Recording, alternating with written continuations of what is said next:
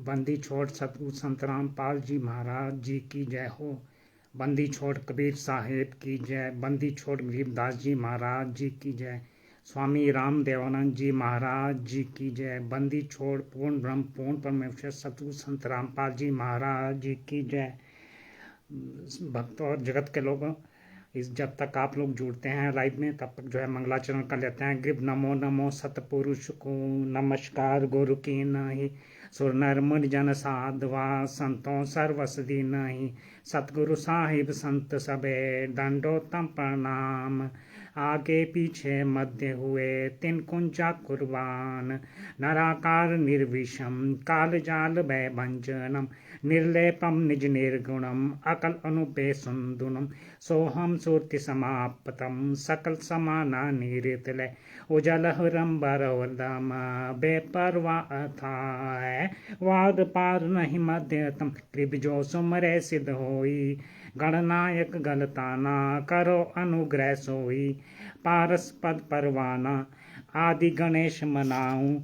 गणनायक देवन देवा चरण कवन ल्यो लाऊं। आदि अंत करूं सेवा परम शक्ति संगीतम। रिद्धि सिद्धि दाता सोई अभिगत गुण अतीतम। सत्य पुरुष निर्मोही जगदम्बा जगदीशम। मंगल रूप मुरारी तन मन अर्पु शीशम। भक्ति मुक्ति भंडारी सुर नर मुनि जन ध्यावे। ब्रह्मा विष्णु महेशा शेष सहस मुख गावे।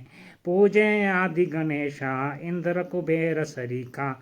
वरुण धर्म राय ध्यावे सुमरथ जीवन जी का। मन इच्छा फल पावे 33 कोटि अधारा। ध्यावे सहस 88 उतरे भव जल पारा। कटी है यम की फांसी 33 कोटि अधारा। ध्यावे सहस 88 उतरे भव जल पारा। कटी है यम की फांसी। जय हो बंदी छोड़ सतगुरु संत रामपाल जी महाराज जी की जय हो। जो भी भक्त और जगत के लोग जो है जुड़ रहे हैं दिनेश मांझी जी को सत साहिब भक्त जी आपसे अनुरोध है कि इस लाइव को जो लिंक को जो है सभी ग्रुपों में फेसबुक व्हाट्सएप वगैरह में सब जगह शेयर कर दें और ताकि ज़्यादा से ज़्यादा भक्त और जगत के लोग जो है जुड़ सकें। तो ये जो है ज्ञान अमृत एवं षड्यंत्र का विश्व पुस्तक है जिसे बिहार के सासाराम कोर्ट के सिविल कोर्ट सासाराम के वकील शशि भूषण सिंह जी ने लिखा है और परमात्मा सदगुरु जी ने दया करके उनसे लिखवाई है। नहीं तो किसकी औकात नहीं कि इस तरह की पुस्तक बना दे और पूरे उनके जो है कोर्ट केसों के जो भी मेन है उसको जो है इस छोटी सी पुस्तक 212 पेज के पुस्तक के रूप में लिख के सामने ला दे। तो सतगुरुदेव जी की दया से उनके माध्यम से आई है और इसमें जो है सतगुरुदेव जी की FIR नंबर 426 सरकारी कार्य में बाधा डालना, FIR नंबर 427 बंधक बनाने का केस, FIR नंबर 428 राजद्रोह का केस, FIR नंबर 429 4 महिला के बच्चे की हत्या, FIR नंबर 430 एक महिला की हत्या, FIR नंबर 443 आवश्यक वस्तु अधिनियम 7 इसी एक्ट के तहत आवश्यकता से अधिक गैरकानूनी रूप से गैस सिलेंडर का बरामद किया जाना है और पाया जाना। और इसमें FIR नंबर 428 जब तक ये पुस्तक 30 अप्रैल 2023 तक छपी थी और बिहार के सासाराम के पटेल धर्मशाला में इसका विमोचन हुआ तब तक जो है 8-8.5 महीने इस पुस्तक को लिखने में लगे। तब तक इसमें राजद्रोह के केस का भी जो है इसमें राजद्रोह के केस का भी तब तक का विवरण इसमें दिया गया है जो कि अभी केस चल रहा है। और एक अवमानना वाला केस जो नया सामने आया जो पहले से ही 21/7/2014 से पंजाब हरियाणा हाई कोर्ट में चल रहा है उसके बारे में इस पुस्तक में खैर कुछ नहीं है, पर बाकी सारी जजमेंट्स के बारे में इस पुस्तक में लिखा गया है। तो इस शशि भूषण सिंह वकील साहब का मोबाइल नंबर 99 315 92 093 9931592093। तो आप सभी भक्तों से और जगत के लोग से अनुरोध है कि इस पुस्तक को एक बार जो मंगवा कर जरूर पढ़ें। तो ये पुस्तक से आप लोगों को आध्यात्मिक और कानूनी सब ज्ञान होगा आपके अपने जीवन में जो है जिसको आप लागू कर सकते हैं और आपका आत्म कल्याण भी होगा। तो इस पुस्तक को अवश्य मंगाए। बिहार के सासाराम में जो है इन पुस्तकों का ढेर पड़ा है, वहाँ फालतू में पड़ी हैं बेकार में, तो फिर जो है उसका मानव कल्याण के लिए उपयोग हो इसके लिए इस पुस्तक को अवश्य मंगवा के मंगाएं। तो इन्हीं शब्दों के साथ मैं आज का जो विषय है उसको रखना चाहूँगा। तो उससे पहले मैं एक बात और बताना चाहूँगा कि सदगुरुदेव की जी की दया से कानपुर के रामचंद्र दास जी ने मुझे प्रेरणा की कि मैंने सबूत निकाले हैं ये सोशल मीडिया जहाँ से भी निकाले हैं सदगुरु जी की दया से जो मुझ पर दया हुई है, तो मैं ही इसके बारे में बोलूँ। और साथ में जो है शशि भूषण जी का जो मैंने कुछ आज वीडियो देखे, तो फिर जो उससे मुझे सदगुरुदेव जी ने प्रेरणा की कि आप भी जो है इसमें बोलिए सोशल मीडिया में, क्योंकि ये लोग जो शशि भूषण जी के साथ और जो भी शशि भूषण जी और जो भी इनके साथ जो भक्त लोग लगे हैं, तो फिर वो समझते हैं कि कोई सोशल मीडिया में बोल नहीं रहा है तो वो कायर है, मतलब उसको चुप, उसका शांत रहना उसकी कायरता का प्रमाण है। तो फिर इसलिए मैं सोचा चलो मैं भी सोशल मीडिया में आ जाता हूँ, लाइव आ जाता हूँ। काफ़ी दिन पहले से जो है काफ़ी टाइम पहले काफ़ी समय हो गया मैं लाइव नहीं आया, जब बल्कि पहले आता रहता था। तो मैं सोचा मैं भी लाइव आ जाता हूँ। ये लोग सोचते हैं कि जो लाइव नहीं आता वो कह रहे हैं, तो फिर ये उनकी सोच गलत है। एक ही काम को करने के, एक ही लक्ष्य को पाने के कई तरीके हो सकते हैं। हम तो सदगुरुदेव की दया से लगातार लगे हुए हैं कई सालों से अपने काम में, पर ये इनका अपना सोच है, अपना संकीर्ण सोच है। मुझे पता नहीं था कि शशि भूषण जी की सोच इतनी संकीर्ण होगी। तो फिर एक ही काम करने के कई तरीके होते हैं। हम तो अपने काम में लगे हुए हैं, जब जरूरी होगा हम तब लाइव आएंगे। जरूरी थोड़ी कि हम रोज ही लाइव आएँ और एक ही रटा रोज ही मारे। तो जब जरूरत होगी तब सतगुरुदेव जी दया करेंगे तो हम भी लाइव आएंगे। देवपाल दास जी को सतसाहिब, ओम प्रकाश दास जी को सतसाहिब, बाकी शशि भूषण जी और उनके भक्तों को जो भी उनके साथ जुड़े हुए हैं उनके बारे में बाद में बात करेंगे, जैसे सब समय लगेगा। तो फिर आज का मेरा विषय है सतगुरुदेव संत रामपाल जी महाराज जी का जो पंजाब एंड हाई कोर्ट में चंडीगढ़ में जो है अवमानना का केस लगा था, जिसका जो है केस नंबर है CROCP 12 सन 2014। O&M मत court on its own motion. और कोर्ट जो है इसमें खुद पार्टी बना था, और जो इसमें उनके जो प्रतिवादी जो रिस्पोंडेंट्स हैं, जो उत्तर अभियुक्त बनाए गए वो सदगुरु संत रामपाल जी महाराज। और दूसरा अभियुक्त का भी पता जजमेंट चल गया। दूसरा अभियुक्त जो है राम कंवर ढाका, जो राष्ट्रीय समाज सेवा समिति का संचालक है, इसको जो है दूसरा अभियुक्त बनाया गया था, जो 82 साल का है। और संत रामपाल जी महाराज जी की आयु जो है अभी, संत रामपाल जी महाराज जी की आयु फिलहाल जो है 74 वर्ष के करीब, उससे थोड़ा ऊपर हो चुकी है, 75 वर्ष लग चुका है। तो फिर ये मेरा मुद्दा है इसके बारे में जो है। और साथ में एक बात और बताना चाहूँगा, ये लोग जो कायर बोलते हैं हमारे को कि जो सोशल मीडिया में नहीं आता, इनकी बातों का जवाब नहीं देता, तो वो कायर है। तो फिर इन लोगों ने क्यों नहीं उससे बात की, ये अर्जुन शिवरोन वकील से, जिसने सतगुरुदेव जी का फर्जी वकालतनामा लेकर जो है उनका फर्जी माफ़ीनामा उसमें लगा दिया, कोर्ट में लगा दिया। तो उससे क्यों नहीं इन्होंने उससे पहले बात की जब वो कोर्ट में लगाने जा रहा था। जबकि मैंने बात की है, चांद राठी से बात की सतगुरुदेव जी की दया से, और अर्जुन शिवरन से भी बात की, जिसकी रिकॉर्डिंग सभी ग्रुपों में भेजेगी, आप लोगों ने देखी भी होगी। तो फिर कार तो ये लोग हैं जो लोग बात नहीं करते, जबकि सबको बात करनी चाहिए।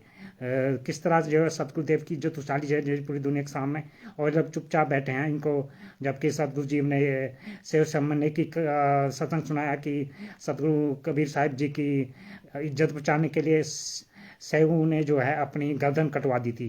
तो आज ये लोग क्यों नहीं करते इस काम को। तो फिर मैं अपने मुद्दे पे आता हूँ। जो Punjab and Haryana high court का जो भी है, इसमें जो केस चल रहा था, माना वाला केस, जिसका नंबर है CORCP 12 सन 2014। तो इसकी जो जो भी फाइल है, कल से लेके जो भी उसके बाद जो लेटेस्ट निकला है, सारी फाइल कंबाइंड बना के सभी ग्रुपों में भेज दी गई है। आप लोगों ने देख ली, पढ़ ली होगी। अंग्रेजी हिंदी दोनों भाषाओं में जो है ये भेजी गई है, तो आप लोगों ने उसको समझा होगा। और जिसने अंग्रेजी में हिंदी में जैसे भी जो समझना चाहता है, तो फिर मैं इसमें हिंदी में बताऊंगा, अंग्रेजी में मैं बता सकता हूँ, पर मैं क्योंकि हिंदी में ज़्यादा लोगों को समझ आएगा, तो फिर मैं हिंदी में बताने की कोशिश करूँगा सतगुरुदेव जी की दया से। तो बाकी उससे पहले मैं एक वो रिकॉर्डिंग थोड़ी सी दोबारा सुना देना चाहता हूँ, अर्जुन शिवम से जिससे बात हुई थी। तो ये लोग जो है कायर बोलते हैं, तो इन लोगों ने क्यों नहीं बात की अर्जुन शिवम से। ਤੁਸੀਂ ਜਿਸ ਵਿਅਕਤੀ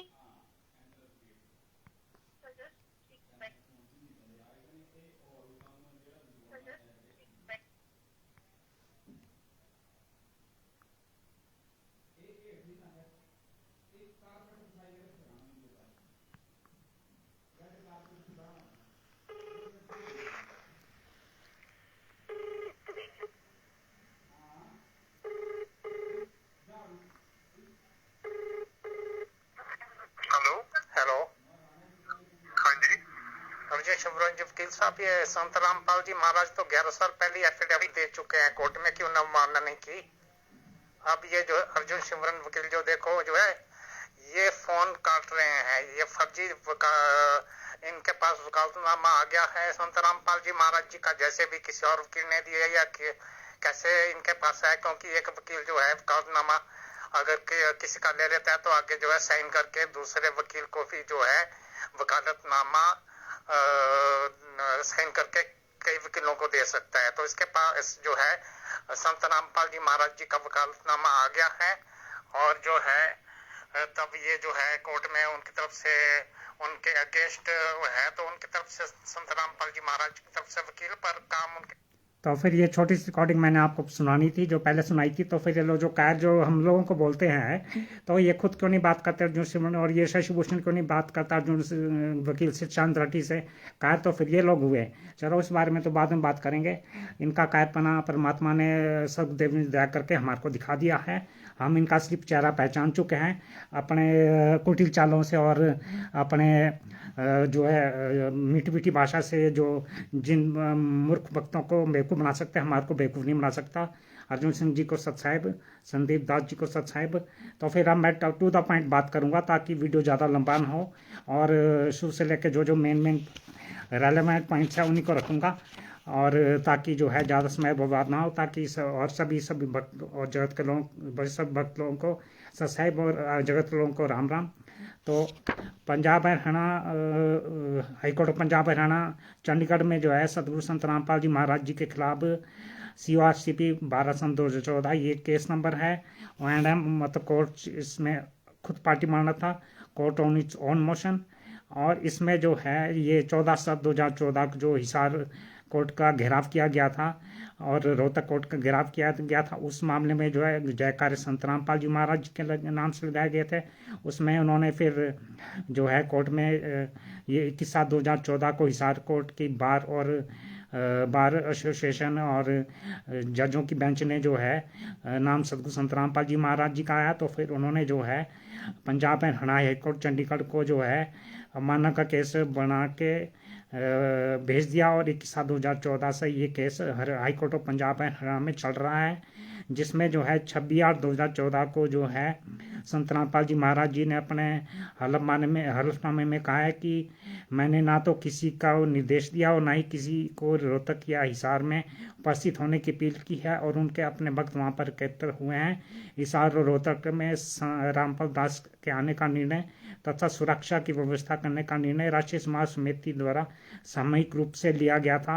रामपाल महाराज द्वारा 26/8/2014 को दायर हलफनामा में खुलासा करता है कि रामपाल महाराज राष्ट्रीय समाज समिति के सदस्यों के साथ किसी भी तरह के संबंध से इनकार करते हैं और गवाही देते हैं कि उन्होंने कभी भी उन्हें हिसार या रोहतक में उपस्थित होने के लिए नहीं कहा था। लेकिन पैराग्राफ 7 में स्वीकार करता है कि जो लोग हिसार रोहतक आए थे वे मास्टर राम कुंवर ढाका द्वारा संचालित राष्ट्रीय समाज सेवा समिति के सदस्य हैं। तो ये फाइल आपने पढ़ ली होगी जो PDF बना के आप लोगों को भेजी थी। तो आप लोग जो हिंदी अंग्रेजी जिस भी भाषा में पढ़ना चाहें इसका जो है PDF निकाल के भी रख ले अपने पास सबूत समेत।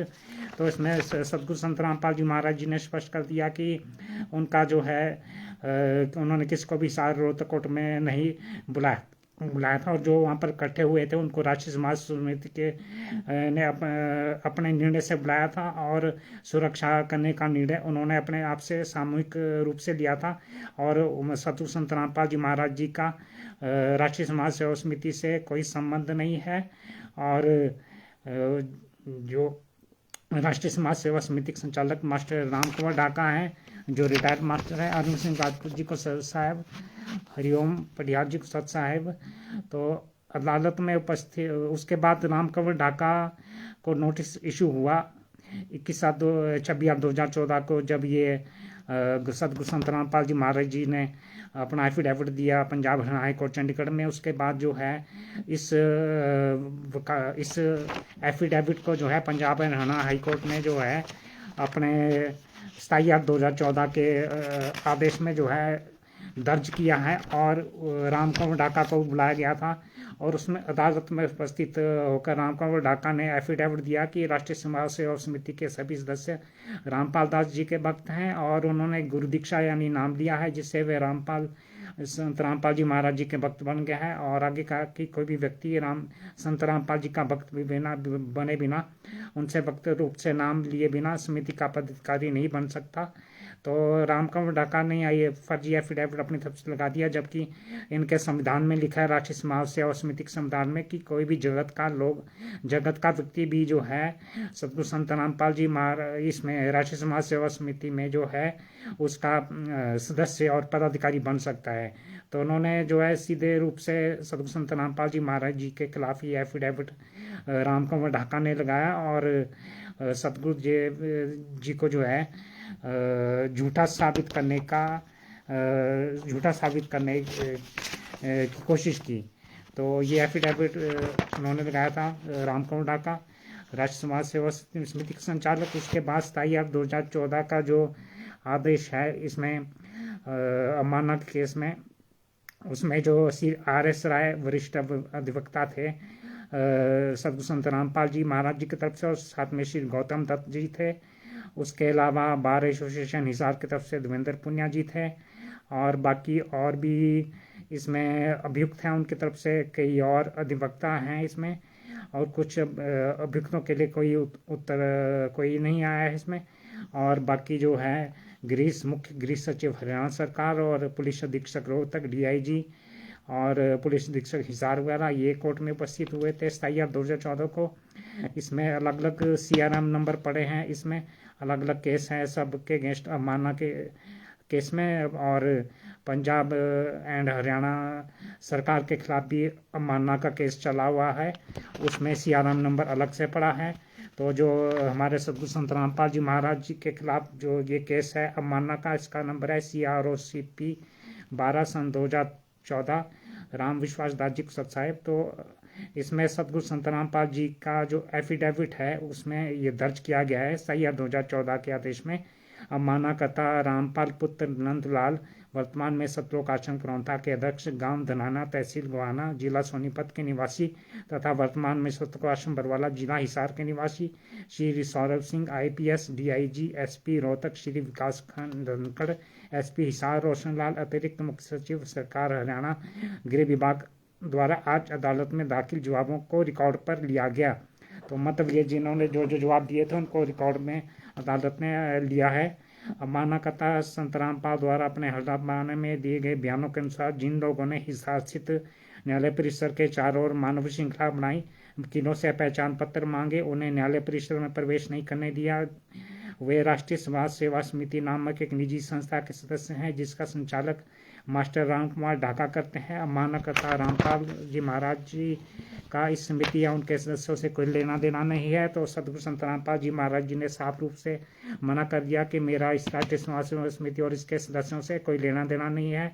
यही उन्होंने जो है पूरे सोशल मीडिया के सामने बयान दिया था बरवाला कांड में कि ये राष्ट्रीय समाज सेवा समिति और इसके काला कमांडो मेरे नहीं है, ये इन्होंने मुझे भी रोक के रखा हुआ था, मुझे बंधक बना के रखा हुआ था, मुझे जान से मार देते, मैं आश्रम में छुपा रहा इसलिए बच गया।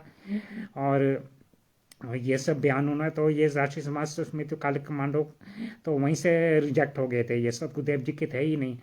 तो आगे अवमाननाकर्ता संत रामपाल जी महाराज जी ने कहा कि इस समिति के सदस्य शांतिपूर्ण विरोध प्रदर्शन के लिए अदालत आए थे और आम जनता द्वारा निकाले गए जुलूस का प्रबंधन राष्ट्रीय समाज सेवा समिति द्वारा किया गया था, जिस पर अवमाननाकर्ता रामपाल का कोई नियंत्रण नहीं है। मतलब सदगुरुदेव जी ने सीधे रूप से मना कर दिया कि राष्ट्रीय समाज समिति द्वारा ये जो जुलूस निकाला गया था और विरोध प्रदर्शन अदालत में किए गए थे, उस राष्ट्रीय समाज समिति से रामपाल जी उस पर संत रामपाल जी महाराज जी का कोई नियंत्रण नहीं है। अवमाननाकर्ता रामपाल जी महाराज जी ने कहा कि अदालत मास्टर रामकुमार ढाका के माध्यम से राष्ट्रीय समाज समिति को जिला सत्य न्यायाधीश रोहतक और हिसार से प्राप्त रिपोर्ट और प्रेस में प्रकाशित समाचार पत्रों में लगाए गए आरोपों का जवाब देने के लिए कह सकती है। तो सतगुरु संत रामपाल जी ने सीधे रूप से बोल दिया कि मास्टर रामकुमार ढाका जो राष्ट्रीय समाज सेवा समिति के संचालक हैं, उनको जो है जिला एवं सत्य न्यायाधीश रोहतक और हिसार कोर्ट से प्राप्त प्रेस में जो प्रकाशित समाचार पत्रों में जो आरोप लगाए गए हैं उनका जवाब देने के लिए वो जो है बुलाकर उनको कह सकती है। तो उसके बाद फिर मास्टर राम कुमार ढाका निवासी 704 वार्ड नंबर 18 आजाद नगर रोहतक को कारण बताने के लिए नोटिस जारी किया जाए, क्यों ना उनके खिलाफ अवमानना न्यायालय के अवमानना अधिनियम के तहत कार्रवाई शुरू की जाए। तो उनको नोटिस जारी किया गया था पंजाब हाई कोर्ट चंडीगढ़ ने कि क्यों ना उनके खिलाफ अवमानना अधिनियम के तहत कार्रवाई शुरू कर दी जाए। तो अदालत ने फिर आगे दर्ज किया, हम अपनी प्रथम दृष्टया राय दर्ज करना चाहते हैं कि अवमाननाकर्ता रामपाल द्वारा दायर हलफनामे में कारण बताओ नोटिस जारी करने के लिए जिम्मेदार तथ्यों को स्वीकार करते हुए भी आम जनता और राष्ट्रीय समाज समिति पर जिम्मेदारी डालकर जिम्मेदारी से बचने का प्रयास किया है। इसलिए हम हरियाणा राज्य को निर्देश देते हैं कि वह मास्टर राम कुमार ढाका सेवानिवृत्त प्रधानाध्यापक द्वारा कथित रूप से संचालित उक्त समिति की सदस्यता, गठन, पते और गतिविधियों से संबंधित कोई भी सामग्री इस न्यायालय के समक्ष प्रस्तुत करे। तो ये इनसे राम कुमार ढाका से कारण बताओ नोटिस जारी करके उनसे इस बारे में जो है पूछा गया था। और क्योंकि ये राष्ट्रीय समाज समिति तो रजिस्टर्ड है नहीं, तो फिर ये क्या ढूंढ पाएगी। इसमें जो है हरियाणा राज्य को जो निर्देश दिए गए हैं कि मास्टर राम कुमार ढाका सेवानिवृत्त प्रधानाध्यापक द्वारा कथित रूप से संचालित उक्त समिति की सदस्यता, गठन, पते और गतिविधियों से संबंधित कोई भी सामग्री इस न्यायालय के समक्ष प्रस्तुत करे। तो जब राष्ट्रीय समाज समिति रजिस्टर्ड ही नहीं है, तो फिर जो है हरियाणा सरकार भला उसके बारे में क्या ढूंढ पाएगी और क्या न्यायालय में प्रस्तुत कर पाएगी। हरी थवर चंद हरी जी को सचाई अवमाननाकर्ता रामपाल को अगली सुनवाई की तारीख पर व्यक्तिगत रूप से उपस्थित रहने का निर्देश दिया जाता है। अगली तारीख जो उसने 24/9/2014 पड़ी थी, उसमें सदगुरु संत रामपाल जी महाराज जी को जो है अगली तारीख में उपस्थित होने के लिए कहा गया और अदालत अगले आदेश तक सभी अधिकारी कर्मचारियों को ये व्यक्तिगत उपस्थिति से छूट दी है। मतलब जो सरकारी अधिकारी जो कर्मचारी थे जिनके ऊपर भी सरकारी ड्यूटी के दौरान कोताही जो उन्होंने बरती थी और सरकार के ऊपर जो अवमानना का केस चला है, उसमें जो उन अधिकारियों और कर्मचारी को उपस्थिति से छूट दी गई थी। और जिला सत्य न्यायाधीश हिसार रोहतक भी मुकदमे के चरण और अभियोजन पक्ष द्वारा परीक्षित ग्राहक की संख्या के संबंध में 19/9/2014 को एक रिपोर्ट प्रस्तुत करेंगे। मतलब जिला सत्य न्यायाधीश हिसार रोहतक भी मुकदमे के चरण और अभियोजन जिसने आरोप लगाए हैं उसके द्वारा जो जितने गवाहों की गवाही होगी उनकी संख्या के संबंध में 19/9/2014 तक उनको भी रिपोर्ट प्रस्तुत करने के लिए पंजाब हरियाणा हाईकोर्ट चंडीगढ़ में रिपोर्ट प्रस्तुत करने के लिए कहा गया है। ये राजीव भल्ला जज हैं, सुरेंद्र गुप्ता न्यायाधीश है, डबल बेंच डिवीजन बेंच में ये 27 अगस्त 2014 का Punjab and Haryana high court का ये आदेश है। तो सभी भक्तों से अनुरोध है कि लिंक को शेयर करते रहें ताकि और भी कोई जुड़ना चाहे तो जुड़ सकता है सच्चाई से। अगर नहीं जानना चाहता सच्चाई तो अलग बात है। तो उसके बाद फिर जो है ये तो बात थी 26/8/2014 को जो सदगुरु संत रामपाल जी महाराज जी ने अपना एफिडेविट दिया था और राम कुमार ढाका ने भी उसके बाद अपना एफिडेविट दिया और सदगुरु संत रामपाल जी महाराज जी को झूठा साबित करने की कोशिश की। तो उसके बाद अभी जो सितंबर से जो ये अवमानना के केस में जो ये ड्रामेबाजी इनकी चल रही है, इसमें ये था 22 सितंबर 2025 का ये कोर्ट का अंतरिम आदेश है CROCP 12/2014 O&M मत कोर्ट ऑन मोशन। इसमें 2 मामले के बारे में सुनवाई हो रही थी। एक तो था न्यायालय के सोए प्रणय से जिसमें कोर्ट जो है खुद पार्टी बना वर्सेस संत रामपाल जी महाराज और अन्य है राम कुमार ढाका। और दूसरा केस 41/300 CRMM 41/389 2014 O&M जो कि कोर्ट वर्सेस हरियाणा राज्य और अन्य के खिलाफ है। तो फिर इसमें जो है जो एमिक्स क्यूरी थे इसमें MR Sukhpal Singh advocate for Shri Anupam Gupta वरिष्ठ अधिवक्ता एमिक्स क्यूरी जो कि कोर्ट ने नियुक्त किए थे न्यायालय की सहायता के लिए। उन्होंने न्याय में सहायता प्राप्त करने के लिए नियुक्त किए थे जिसको एमिक्स क्यूरी बोला जाता है। और इसके अलावा DAG हरियाणा और एडिशनल अतिरिक्त महाधिवक्ता हरियाणा और अतिरिक्त PPUT यूनियन टेरिटरी चंडीगढ़, इसके अलावा और सतगुरु संत रामपाल जी महाराज की तरफ से MR अर्जुन शिवरण एडवोकेट और MR Tejashwi Shivanand advocate for respondent number 1 सतगुरु संत रामपाल जी महाराज जी की तरफ से, और राम कंवर ढाका की तरफ से ये वकील।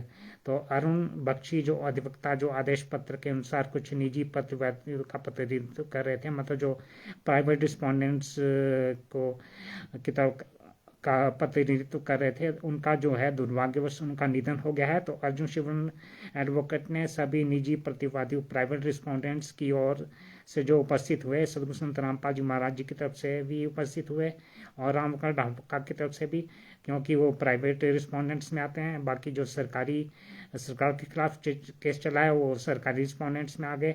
और इस आधार पर एक छोटा स्थगन उन्होंने मांगा कि उनके निर्देश हैं कि प्रतिवादी पिछले आदेशों में न्यायालय द्वारा देखे गए सभी कृत्यों पर बिना शर्त माफी मांगने के लिए तैयार हैं और इस न्यायालय द्वारा विचार के लिए उक्त आशय का एक हलफनामा दायर करना चाहेंगे। तो मतलब उन्होंने जो है ये पेश कर दिया पंजाब हरियाणा हाई कोर्ट में कि सतगुरु संत रामपाल जी महाराज और ये राम कंवर ढाका जो है बिना शर्त माफी मांगने के लिए तैयार हैं और उस संबंध में एक हलफनामा जो है दायर करना चाहते हैं पंजाब हाई कोर्ट चंडीगढ़ में। जबकि सतगुरु संत रामपाल जी महाराज 26/8/2014 को ये अपना हलफनामा दायर कर चुके हैं पंजाब हरियाणा हाई कोर्ट चंडीगढ़ में, जो कि कोर्ट के कागजों में, कोर्ट की फाइल में पहले से ही लगा हुआ है। तो 29/9/2025 तक अगली डेट दी गई, इसको यहाँ पर स्थगित करके अगली डेट 29/9/2025 को दी गई और इस आदेश के फोटोकॉपी अन्य संबंधित मामले की फाइल पर रखी जाए। तो सारा रिकॉर्ड की फाइल मेंटेन होती है सभी केसों की। तो पिछला हलफनामा क्यों नहीं पंजाब हरियाणा हाई कोर्ट के हमने हरसिमरन सिंह सेठी जज और विकास सूरी न्यायाधीश ने देखा। ये 22 नवंबर 2025 का अंतरिम आदेश है। उसके बाद फिर 29/9/2025 का अंतरिम आदेश है, जिसमें वही है दो parties court on its own motion versus संत रामपाल जी महाराज एवं राम कंवर ढाका और court on motion versus Haryana राज्य और अन्य। तो इसमें फिर अर्जुन शिवन एडवोकेट ने सभी प्राइवेट रिस्पोंडेंट की ओर से उपस्थित होकर अपना वकालतनामा दायर किया है। इनको वकालतनामा जो है सतगुरु संत रामपाल जी महाराज जी ने जिस वकील को शुरू में वकालतनामा दिया था, उसने आगे साइन मार के वकालतनामा जो है कि लोगों को बांट दिया। और अब कोई भी वकील के पास जिसके पास भी सतगुरु संत रामपाल जी महाराज जी का वकालतनामा है, तो उनकी तरफ से सतगुरु संत रामपाल जी महाराज की तरफ से कोर्ट में कुछ भी लिख के दे दे, कुछ भी कर दे, नाम तो सतगुरु संत रामपाल जी महाराज जी का आएगा, उन्हें कुछ पता हो चाहे ना हो। तो उसने जो है सतगुरु संत रामपाल जी महाराज जी की तरफ से और राम कंवर ढाका की तरफ से उपस्थित होकर वकालतनामा दायर किया है। और अवमाननाकर्ताओं की ओर से उपस्थित विद्वान वरिष्ठ अधिवक्ता ने कहा कि अवमाननाकर्ता आरोप स्वीकार करने के लिए तैयार हैं और उसके बाद कुछ तथ्यों को ध्यान में रखते हुए क्षमा याचना करते हैं, विशेष रूप से कथित घटना के लिए पश्चाताप के साथ स्पष्ट वचन के साथ कि भविष्य में किसी भी परिस्थिति में ऐसा नहीं होगा और न्यायालय की गरिमा और उनके आदेशों का इस देश के नागरिक द्वारा अपेक्षित तरीके से पालन किया जाएगा। तो ये तो आप लोगों ने पढ़ी ली होगी फाइल और अपने पास इसको PDF से प्रिंट निकाल के सबूत के तौर पे भी रख लीजिए। ये बहुत बड़ा फर्जीवाड़ा है। आगे विचार हेतु 8/10/2025 के दिन उन्होंने स्थगित कर दिया। इस आदेश की एक फोटोकॉपी अन्य की फाइल पर रखी जाए, अन्य जुड़े हुए मामलों की फाइल पर रखी जाए। हरसिमरन सिंह सेठी जज, विकास सूरी न्यायाधीश, 29 नवंबर 2025 का ये आदेश है। उसके बाद थी बात कोर्ट की जजमेंट की। तो 8/10/2025 को पंजाब हरियाणा हाई कोर्ट चंडीगढ़ ने इसमें जो है इन दो हलफनामों के ऊपर जो है सतगुरु संत रामपाल जी महाराज जी और राम कंवर ढाका, इन दोनों के हलफनामे के ऊपर जो है कोर्ट ने अपना आदेश सुनवाया है इस जजमेंट में। ये जो जजमेंट 8/10/2025 को पंजाब हरियाणा हाई कोर्ट चंडीगढ़ ने दी है और ये इस जजमेंट में वही दो पार्टीज हैं, court on motion versus Satguru Sant Rampal ji Maharaj and Ram Kanwar Dhaka और court on motion versus Haryana state and others. तो इसमें जो है इन्होंने सिर्फ ये जो 22 जो ये दो हलफनामे सतगुरु संत रामपाल जी महाराज और इसके राम कंवर ढाका के थे, इसी को देखा पिछला हलफनामा 6/8/2014 का नहीं देखा, जिसमें संत रामपाल जी महाराज जी ने स्पष्ट मना कर दिया था। सब कुछ आपको काम है, पता है कि सतगुरु संत रामपाल जी महाराज जी ने मना किया है कि मैंने कोर्ट की माना नहीं की, और ये काले कमांडो और जो भी जिन्होंने पंजाब, ये हरियाणा, हिसार और रोहतक कोर्ट का घेराव किया था, ये जो भी विरोध प्रदर्शन करने आए थे, वकीलों के पहचान पत्र चेक कर रहे थे, उनसे झड़पें हुई, तो ये राष्ट्रीय समाज सेवा समिति के सदस्य थे, इनसे मेरा कोई लेना देना नहीं है। वो मेरे शिष्य जरूर हैं पर मेरे कंट्रोल से बाहर हैं। और तो ये उनका ये हलफनामा को इन जजों ने नहीं देखा, और इसी आधार पे ये जो बाद में ये एफिडेविट जो अभी दायर की है अर्जुन शिवरण ने, इसके आधार पर फैसला दे दिया। तो इसमें जजमेंट के पेज नंबर 2 पे है, हरसिमरन सिंह सेठी जज ने ऑरल मौखिक रूप से, मतलब ऑरल मौखिक रूप से कहा, वर्तमान आपराधिक अवमानना कार्रवाई न्यायालय द्वारा स्वतः संज्ञान में आए कुछ तथ्यों को ध्यान में रखते हुए शुरू की गई थी। उक्त कार्रवाई पिछले 11 वर्षों से लंबित है। पिछली सुनवाई की तिथि पर निम्नलिखित आदेश पारित किया गया था। जो पिछला ऑर्डर था उसका रेफरेंस दिया गया है। श्री अर्जुन शिवरण एडवोकेट सभी निजी प्रतिवादियों की ओर से उपस्थित हुए हैं और अपना वकालतनामा दाखिल किया है। अवमाननाकर्ताओं की ओर से विद्वान वरिष्ठ अधिवक्ता ने कहा कि अवमाननाकर्ता आरोप स्वीकार करने के लिए तैयार हैं। उसके बाद कुछ तथ्यों को ध्यान में रखते हुए क्षमा याचना करते हैं, विशेष रूप से कथित घटना के लिए पश्चाताप के साथ, इस स्पष्ट वचन के साथ कि भविष्य में किसी भी परिस्थिति में ऐसा नहीं होगा और न्यायालय की गरिमा और उसके आदेशों का इस देश के नागरिक द्वारा अपेक्षित तरीके से पालन किया जाएगा। अमित राजपूत जी को सचाइब आगे विचार हेतु 8/10/2025 तक के लिए स्थगित किया गया है। इस आदेश की एक फोटोकॉपी अन्य संबंधित मामले की फाइल पर रखी जाए। तो सभी भक्तों को ये द्वारा से अमित राजपूत जी को भी बताना चाहूँगा कि अटल सत्य प्रमाण सहित के जो ग्रुप में है, ये सारी PDF हिंदी अंग्रेजी में ये जो भी रेलेवेंट ऑर्डर्स हैं, कोर्ट के हलफनामे हैं सतगुरु संत रामपाल जी महाराज जी के, और 8/10/2025 की पंजाब हरियाणा हाई कोर्ट की जजमेंट है, ये PDF बना के हिंदी अंग्रेजी दोनों में डाल दी गई है। ग्रुप से आप निकाल सकते हैं, अपने पास सबूत के तौर पे प्रिंट निकाल सकते हैं तो निकाल दीजिए। और उक्त आदेश ये 18 पेज का PDF है। तो दूसरे पॉइंट में है, उक्त आदेश के अनुसरण में अवमाननाकर्ता श्री रामपाल का हलफनामा आज न्यायालय में दाखिल किया गया है और उसे रिकॉर्ड में लिया गया है, जिसे नीचे पुनः प्रस्तुत किया जा रहा है। इन्होंने सतगुरु संत रामपाल जी महाराज जी का हलफनामा जो अभी दायर किया है उसको इन्होंने द्वारा से इसमें लिखा है जजमेंट में। रामपाल उम्र लगभग 75 वर्ष, पुत्र श्री नंदराम, निवासी गांव धराना, तहसील गोहाना, जिला सोनीपत का शपथ पत्र जो वर्तमान में आदेश दिनांक 29/9/2025 के अनुसरण में केंद्रीय जेल 2 हिसार में निरुद्ध हैं। मैं उपर्युक्त नामित अभिसाक्षी सत्यनिष्ठा से प्रतिज्ञा करता हूँ और निम्नलिखित बताता हूँ। यह नंबर 1, यह हलफनामा दिनांक 29 सितंबर 2025 की कार्रवाई के अनुसरण में और मेरे पहले दिनांक 25 नवंबर 2025 के हलफनामे के अनुक्रम में दायर किया जा रहा है। तो 2 डेटों का रेफरेंस दिया है कि ये जो हलफनामा जिसकी डेट 29 नवंबर 2025 की कार्रवाई के जो पिछला ऑर्डर था कोर्ट का उसके अनुसरण में, और मेरे पहले 25 नवंबर 2025 के हलफनामे 25 नवंबर 2025 को भी सतगुरु संत रामपाल जी महाराज जी की तरफ से हलफनामा लगाया गया है। इसका मतलब ये हुआ उन दोनों के ये उनके अनुक्रम में दायर किया जा रहा है, मतलब 2 हलफनामे दायर किए गए हैं, जिसमें मैं बिना शर्त हार्दिक सद्भावनापूर्ण और ईमानदारी से हाथ जोड़कर माफ़ी मांगी थी। मतलब सतगुरु संत रामपाल जी महाराज ने एक कोर्ट के तुच्छ जीव के सामने हाथ जोड़कर माफ़ी मांगी और साथ में ये भी वचन दिया कि मैं कभी भी कोई ऐसा कार्य नहीं करूँगा जिसे अवमाननापूर्ण माना जा सके। तो अब ये जो राष्ट्रीय समाज सेवा समिति वाले ये चिल्लाते और भक्त लोग बोलते हैं कि वो तो परमात्मा है, तो परमात्मा एक तुच्छ जीव से कोर्ट में माफ़ी मांगेगा क्या?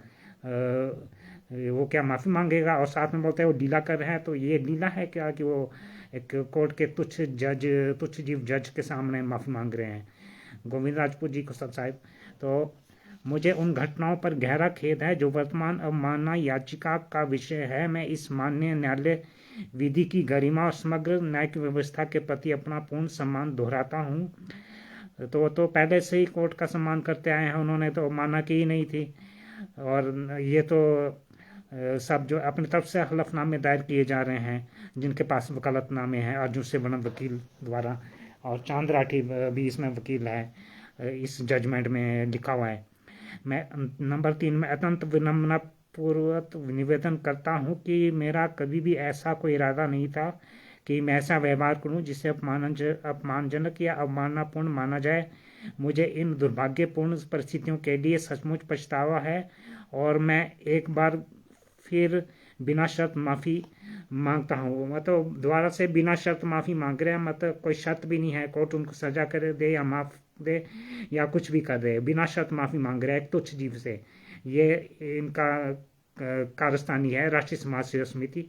उनके साथ जो ये लगे हुए हैं अंधभक्त, वो लोग समझ नहीं आया वो सतगुरु के पक्ष में, सच्चाई के पक्ष में कार्य कर रहे हैं या फिर सतगुरु देव जी के विपक्ष में, उनके विरुद्ध में कार्य कर रहे हैं। सत्योकाश में जाके भंडारे खा रहे हैं जी, और जो है जीभ के स्वाद के लिए ये यहाँ योगी बनने आए थे, या फिर जो है ये इस तरह से संत रामपाल जी महाराज जी को सजा और पूरी दुनिया के सामने जो है बेइज्जत करवाने के लिए आए थे। तो नंबर 4 है, मैं इन कार्रवाइयों को जन्म देने वाली घटनाओं के लिए ईमानदारी और अपना वास्तविक पश्चाताप और खेद करता हूँ। हाथ जोड़कर माननीय न्यायालय से क्षमा और क्षमा की प्रार्थना करता हूँ। ये हो गया।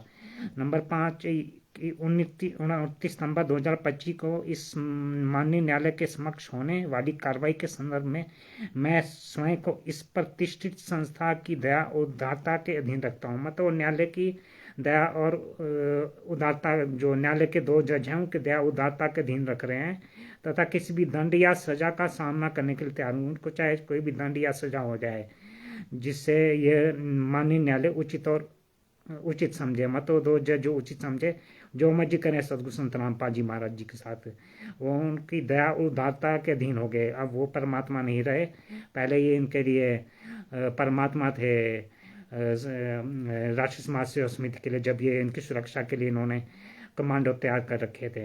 अब वो न्यायालय के एक तुच्छ जीव के 2 तुच्छ जीवों के सामने माफ़ी मांग रहे हैं। अब वो परमात्मा नहीं रहे और उनकी दया उदारता के अधीन अपने आप को रख रहे हैं। देवपाल दास जी को सत्साहिब। तो मैं विनम्र 6 पॉइंट, मैं विनम्रता पूर्वक क्षमा और दया की प्रार्थना करता हूँ क्योंकि मेरी आयु लगभग 75 वर्ष है। अपनी आयु की दुहाई दे रहे हैं संत रामपाल जी महाराज की, मेरी आयु लगभग 75 वर्ष है, जबकि वो तो जो है जबकि सतगुरु संत रामपाल जी महाराज जी, उनकी कोई आयु की सीमा तो है नहीं, वो तो अमर हैं। और मैं नंबर 2014 से यानी लगभग 11 वर्षों से हिरासत में हूँ और जेल में हिरासत का हवाला दिया जा रहा है कि 11 वर्षों से हिरासत में हूँ। कारावास की इस लंबी अवधि ने मुझे आत्मचिंतन और सुधार का भरपूर अवसर दिया है। वह क्या बात बोली है कि कारावास की इस लंबी अवधि में मुझे आत्मचिंतन कर रहे हैं वो जेल में बैठ के, और सुधार कर रहे हैं अपने अंदर, उसका उनको भरपूर अवसर मिला है।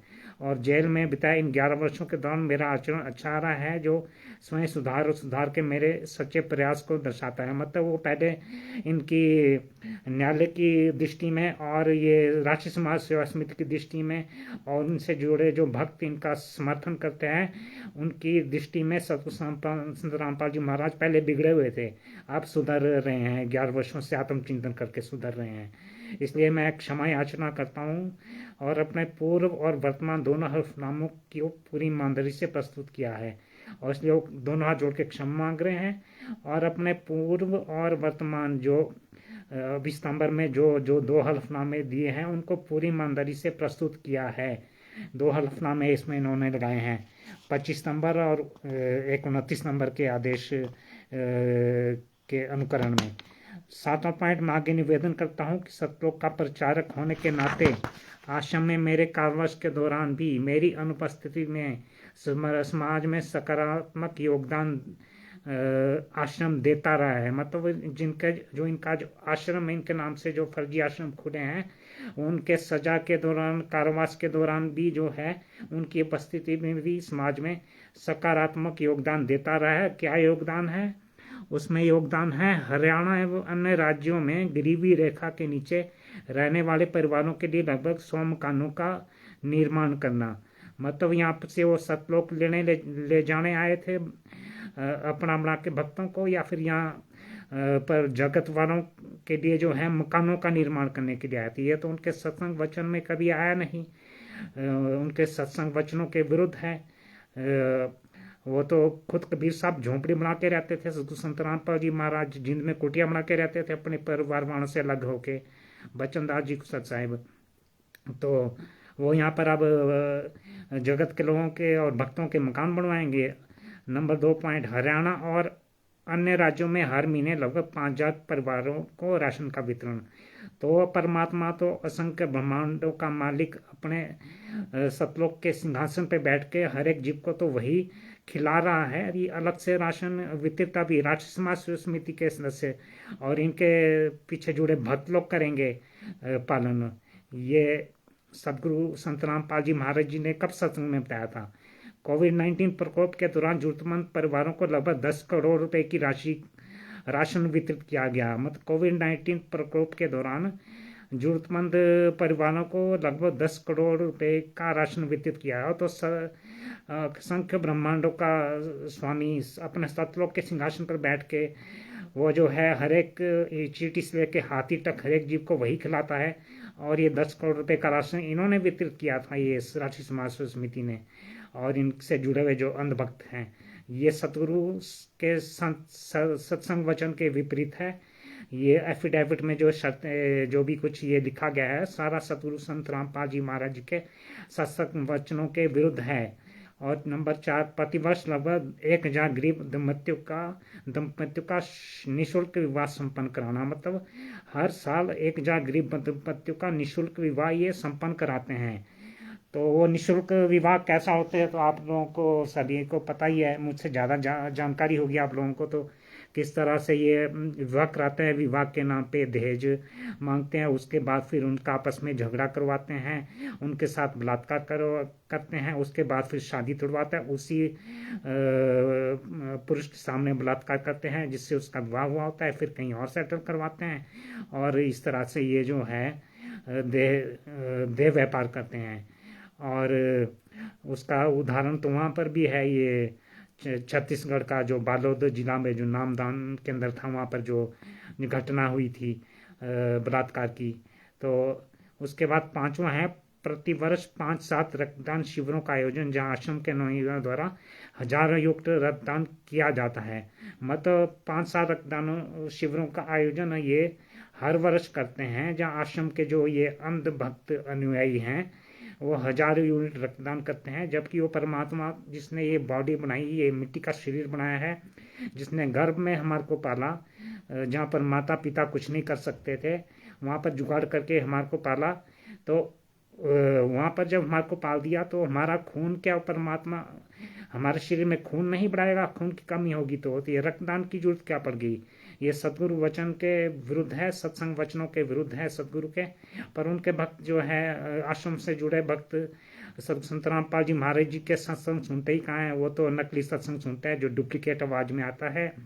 उनको अपने सतगुरु की ओरिजिनल आवाज जो बरवाला कांड के दौरान पूरे मीडिया के सामने संत रामपाल जी महाराज जी ने बोला था कि राष्ट्रीय समाज सेवा समिति मेरी नहीं है, काले कमांडो मेरे नहीं है, मुझे भी रोक के रखा हुआ था, मुझे जान से मार देते, मैं छुपा रहा इसलिए बच गया, नहीं तो मुझे जान से मार देते, मुझे बंधक बना के रखा हुआ था और मैं तो कोर्ट में पेश होना चाहता था।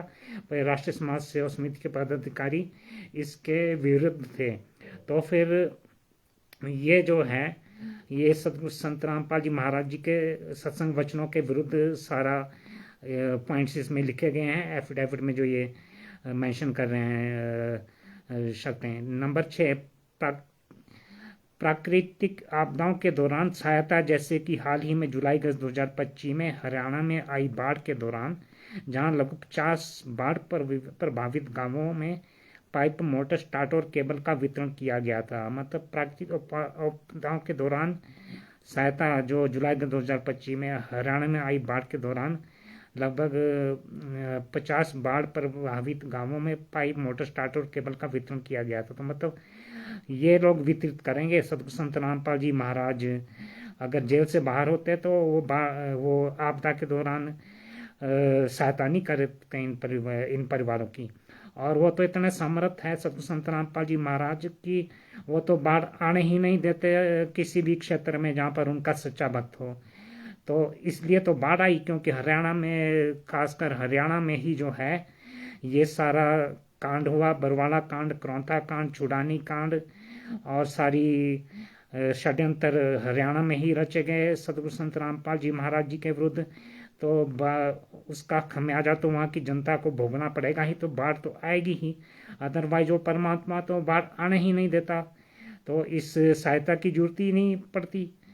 तो लालचंद चिंपा जी को सत साहेब, और मैं भविष्य में इन प्रयासों को जारी रखने का इरादा रखता हूँ। मतलब भविष्य में भी वो इस तरह के प्रयासों को जारी रखेंगे। सतगुरु संत रामपाल जी महाराज क्या इस तरह से लिख के दे या बोल सकते हैं अपने सत्संग वचनों के विरुद्ध? वो तो झूठ नहीं बोलते। कभी उन्होंने सत्संग वचनों बताया, मैंने कभी कोई दोगली बात नहीं कही। और ये इस तरह से सतगुरु संत रामपाल जी के सत्संग वचनों के विरुद्ध ये एफिडेविट बना के पंजाब हाई कोर्ट चंडीगढ़ में प्रस्तुत किया गया है। नंबर 8 है, मैं उन घटनाओं की दुर्भाग्यपूर्ण और टालने योग्य प्रकृति को भी सम्मानपूर्वक स्वीकार करता हूँ जो वर्तमान अवमानना याचिका का विषय है। मतलब उन घटनाओं को टालने योग्य प्रकृति को भी सम्मानपूर्वक स्वीकार करने हैं सतगुरु संत रामपाल जी महाराज जो वर्तमान याचिका का विषय है। मैं अत्यंत विनम्रता पूर्वक यह भी निवेदन करता हूँ कि वे घटनाएं मेरे नियंत्रण से बाहर थी। ये भी वो विनम्रता पूर्वक निवेदन कर रहा है कि घटनाएं मेरे नियंत्रण से बाहर थी, फिर भी मैं उनके परिणाम पूरी जिम्मेवारी लेता हूँ। फिर भी जिम्मेवारी ले रहे हैं पूरी तरह। इस माननीय न्यायालय में इसे क्षमा याचना कर, दोनों हाथ जोड़ के जो है माननीय न्यायालय से क्षमा याचना कर रहे हैं। और ये वचन देता हूँ कि भविष्य में ऐसी कोई घटना कभी नहीं घटेगी। तो ऐसा आश्वासन और वचन भी दे रहे हैं कि भविष्य में ऐसी कोई घटना कभी नहीं घटेगी। जबकि राष्ट्रीय समाज सेवा समिति वाले तो उनको जो है पत्थर की मूर्ति बनाकर उनके नाम से भक्तों को भ्रमित, मूर्ख भक्तों को भ्रमित करके उनको जो है भीड़ इकट्ठी करके, वो तो कोई परमिशन तो लेते नहीं है किसी आश्रम के नाम से। तो कभी भी कोई भी घटना बरौदा कांड से भी बड़ा कांड कारित कर सकते हैं। ये तो सारा इनका गठजोड़ है सरकार और न्यायपालिका के साथ, वोट बैंक और माया के लिए। ये सब आपस में मिले हुए हैं। रामकुमार ढाका तो स्पष्ट बोल चुका है कि हमारा सरकार से मेल जोल है। तो सतगुरु संत रामपाल जी महाराज तो ये वचन दे ही नहीं सकते कि कभी कैसे ऐसी भविष्य में कोई घटना नहीं घटेगी। ये एफिडेविट तो वो दे ही नहीं सकते। नंबर 9, मैं अत्यंत आदरपूर्वक प्रार्थना करता हूँ कि वर्तमान कार्रवाई को विराम दिया जाए। मतलब आदरपूर्वक प्रार्थना कर रहे हैं कि ये जो वर्तमान में मानना की कार्रवाई है इसको जो है रोक दिया जाए। साथ ही मैं माननीय न्यायालय को आश्वस्त करता हूँ कि मैं विनम्रतापूर्वक आपके समक्ष झुकता हूँ और इस संबंध में लिए गए किसी भी निर्णय का निष्ठापूर्वक पालन करूँगा। और मतलब विनम्रतापूर्वक वो उन दोनों तुच्छ जीवों के समक्ष झुक रहे हैं कि मैं इस संबंध में उनके द्वारा किसी भी लिए गए निर्णय का निष्ठापूर्वक पालन करूँगा। न्यायालय तथ्यों और परिस्थितियों को ध्यान में रखते हुए इसे उचित समझता है, इस मामले को उचित समझता है। नंबर 10, उपरोक्त के मद्देनजर मैं आरोप स्वीकार करने के लिए तैयार हूँ। आरोप स्वीकार करने के लिए भी वो तैयार हैं, जबकि उन्होंने ऐसा कुछ किया ही नहीं, कोर्ट की माना की नहीं। पहले ही वो एफिडेविट दे चुके हैं 26/8/2014 को। और नंबर 2014 में मेरी लंबी हिरासत और अच्छे आचरण को ध्यान में रखते हुए वो प्रार्थना कर रहे हैं कि मेरी लंबी हिरासत और अच्छे आचरण को ध्यान रखते हुए और विशेष रूप से इस तथ्य को ध्यान में रखते हुए कि कथित घटनाओं के लिए मुझे सच्चा पश्चाताप है। मतलब सच्चा पश्चाताप कर रहे हैं सतगुरु संत रामपाल जी महाराज कोर्ट के उन दो तुच्छ जजों के सामने। और क्षमा याचना करता हूँ, क्षमा याचना कर रहे हैं। मैं स्पष्ट रूप से वचन देता हूँ कि विश्व में किसी भी परिस्थिति में ऐसा नहीं होगा। इस बात की गारंटी वो कैसे दे सकते हैं जबकि उनके नाम से जो बाहर तो इतना कुछ हंगामा, सब कुछ तो कानून के विरुद्ध हो रहा है। और ये सब मिले हैं, सरकार, राष्ट्रीय समाज सेवा समिति वोट बैंक के लिए सरकार मिली हुई है, राष्ट्रीय समाज सेवा समिति माया के लालच में, और न्यायपालिका भी ये भी मिली हुई लग रही है। इन दो जजों ने क्या पिछला एफिडेविट, पिछला रिकॉर्ड नहीं देखा जजमेंट देने से पहले। और विधि के शासन माननीय उच्च न्यायालय निचली अदालतों और उनके आदेशों कार्यों का अत्यंत सम्मान किया जाएगा और इस देश के एक नागरिक द्वारा अपेक्षित विधि के अनुसार उनका तत्काल पालन किया जाएगा। मतलब जो भी कोर्ट का, वो चाहे उच्च न्यायालय हो या निचली अदालत हो, या उनके आदेश और उनकी कार्रवाइयों का भी जो है वो सम्मान करेंगे और इस देश के एक नागरिक द्वारा जो अपेक्षित विधि है उसके अनुसार उनका तत्काल पालन किया जाएगा। तो ये भी वो लिख के देना है, जबकि वो तो पहले से ही कानून का सम्मान करता है इसमें। तो ये तो षड्यंत्र के तहत उनको फंसाया गया था, सुदर्शन दास जी कुशल साहिब, देवपाल दास जी कुशल साहिब। तो आगे फिर ये उनका एफिडेविट संत रामपाल जी महाराज जी का ये यहाँ पर ख़त्म होता है। नीचे साक्षी संत रामपाल जी महाराज और स्थान हिसार, दिनांक 3/10/2025 का ये एफिडेविट है। ये 3/10/2025 का एफिडेविट है। उसके बाद एफिडेविट के आगे घोषणा, एक वो होता है, वेरिफिकेशन होती है, मतलब सत्यापन होता है जिसमें प्रमाणित किया जाता है। तो उसमें प्रमाणित किया गया है, सत्यापित किया जाता है कि इस शपथ पत्र के पैरा संख्या 1 से 10 तक की विषय वस्तु मेरी जानकारी के अनुसार सत्य और सही है। मतलब साधु संत रामपाल जी महाराज जी की जानकारी में लिखा है ना कि इस ये जो एफिडेविट के 10 पॉइंट्स हैं, पॉइंट नंबर 1 से 10 तक, उसमें जो भी कुछ लिखा गया है विषय वस्तु, उनकी जानकारी साधु संत रामपाल जी महाराज जी की जानकारी के अनुसार सत्य है, मतलब उनकी जानकारी में है और सही है। जबकि उनकी जानकारी में कुछ है ही नहीं और सारा सत्संग सदगुरु संत रामपाल जी महाराज के सत्संग वचनों के विरुद्ध पॉइंट्स इन्होंने लिखे हैं।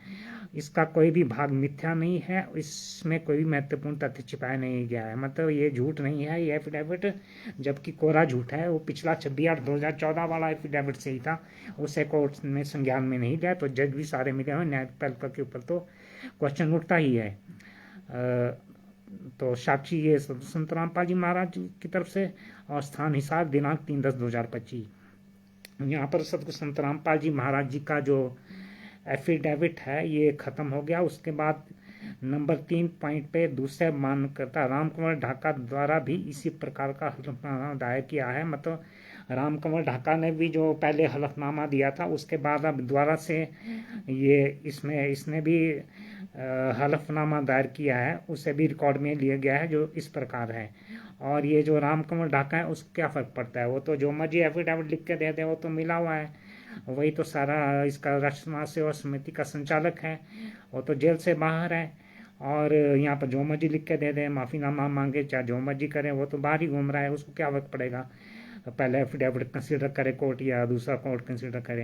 ये सारा षड्यंत्र के तहत सब कुछ किया गया है। तो रामकुमार ढाका पुत्र सीताराम, उम्र लगभग 82 वर्ष, निवासी मकान संख्या 65/31, डबल फाटक के पास, आजाद नगर, रोहतक, जिला रोहतक, हरियाणा का शपथ पत्र आदेश दिनांक 29/9/2025 के अनुसार, मतलब कोर्ट का जो 29/9/2025 का जो आदेश था, अंतरिम आदेश, उसके अनुसार जो उनका रामकुमार ढाका का हलफनामा है, मैं उपर्युक्त नामित अभिसाक्षी एतद द्वारा सत्यनिष्ठा से प्रतिज्ञा करता हूँ और नियमानुसार बताएं कि यह हलफनामा दिनांक 29 नवंबर 2025 की कार्रवाई के अनुसरण में और दिनांक 23 नवंबर 2025 के मेरे पहले हलफनामे के अनुसरण में अनुक्रम में दायर किया जा रहा है। जो 23 नवंबर 2025 को भी इसने हलफनामा दिया था, उसके कॉन्टिन्यूशन में, और 29 नवंबर 2025 का जो न्यायालय का अंतरिम आदेश था उसके कंप्लायंस अनुसरण में,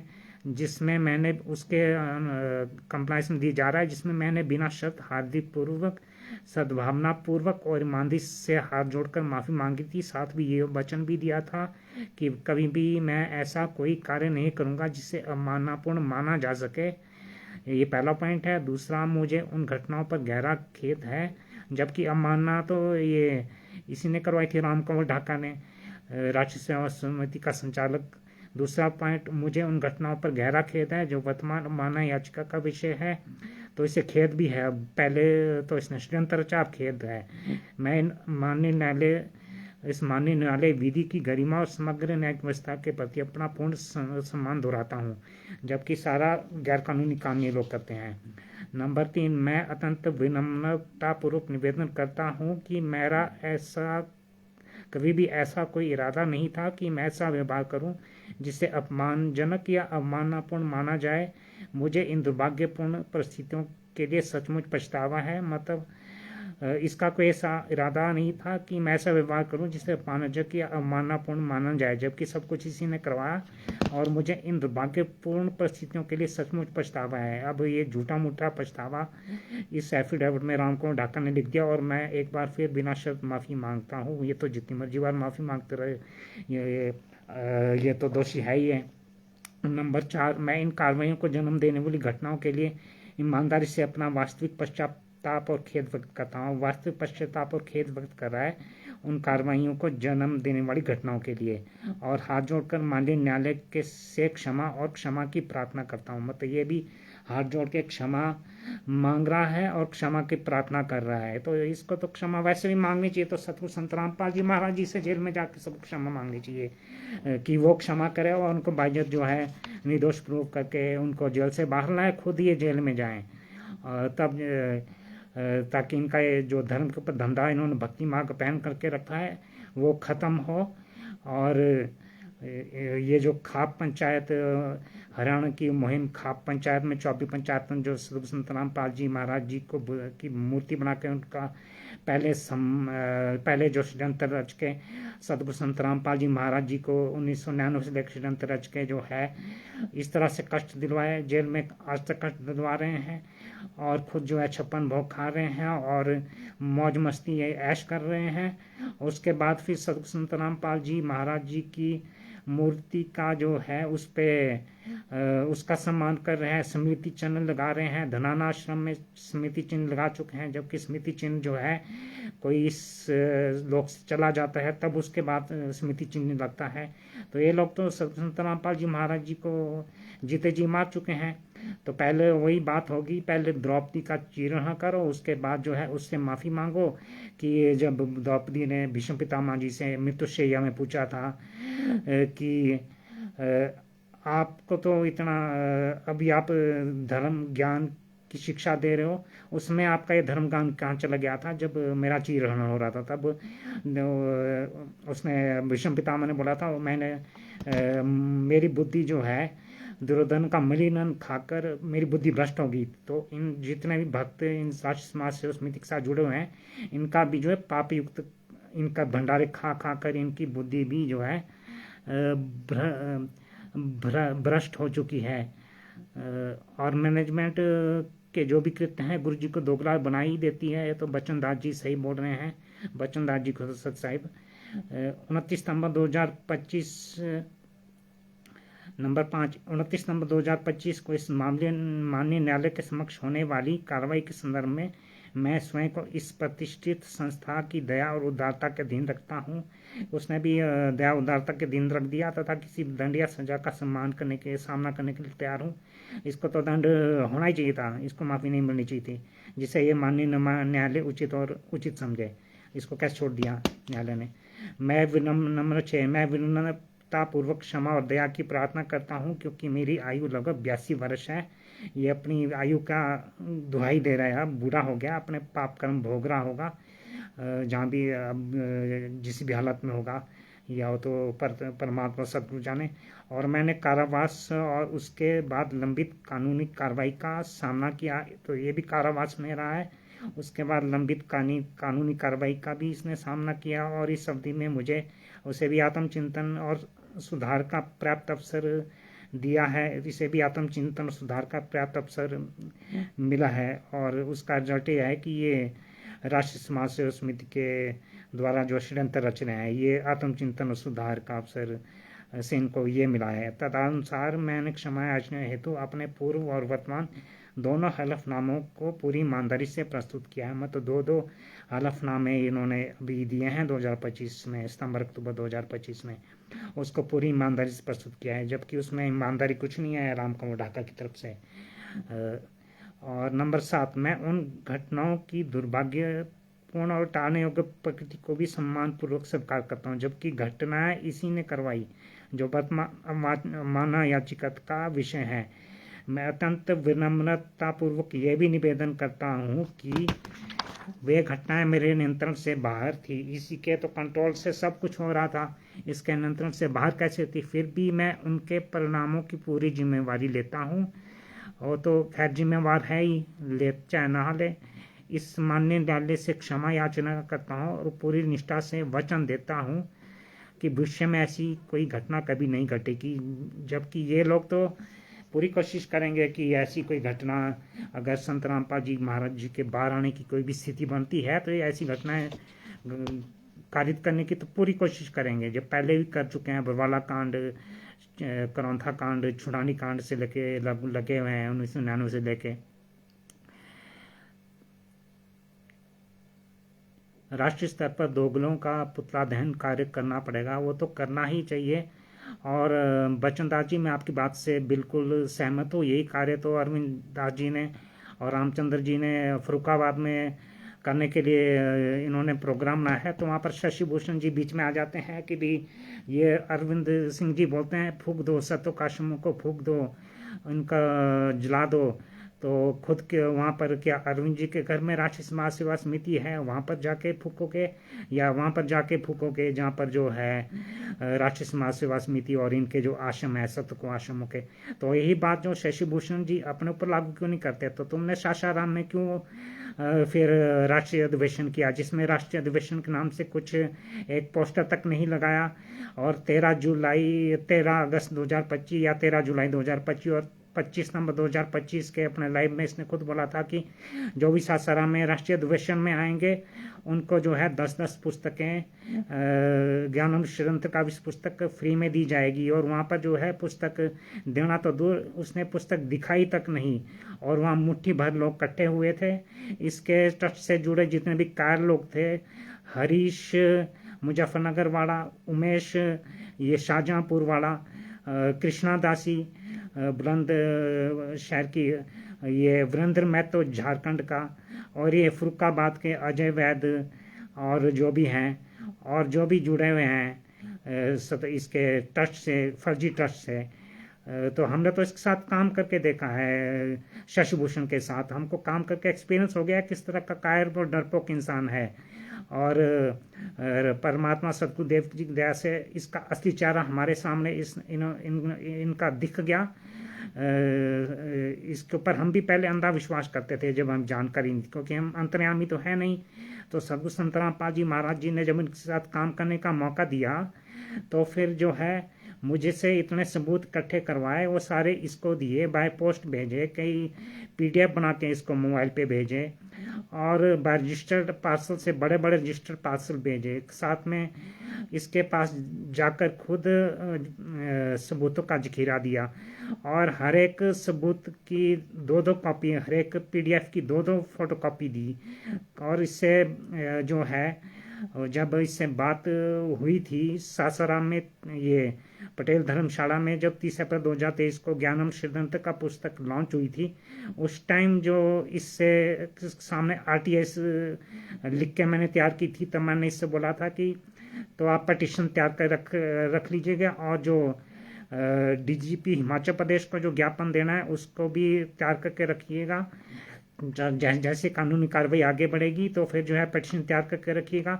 तो उसी टाइम क्यों नहीं मना कर दिया इसने कि मैं कुछ नहीं कर सकता, मैं डरपोक हूँ, मैं कायर हूँ, मैं सिर्फ सोशल मीडिया पे ही पहुँच सकता हूँ और कहीं कुछ नहीं कर सकता, किसी के सामने नहीं आ सकता।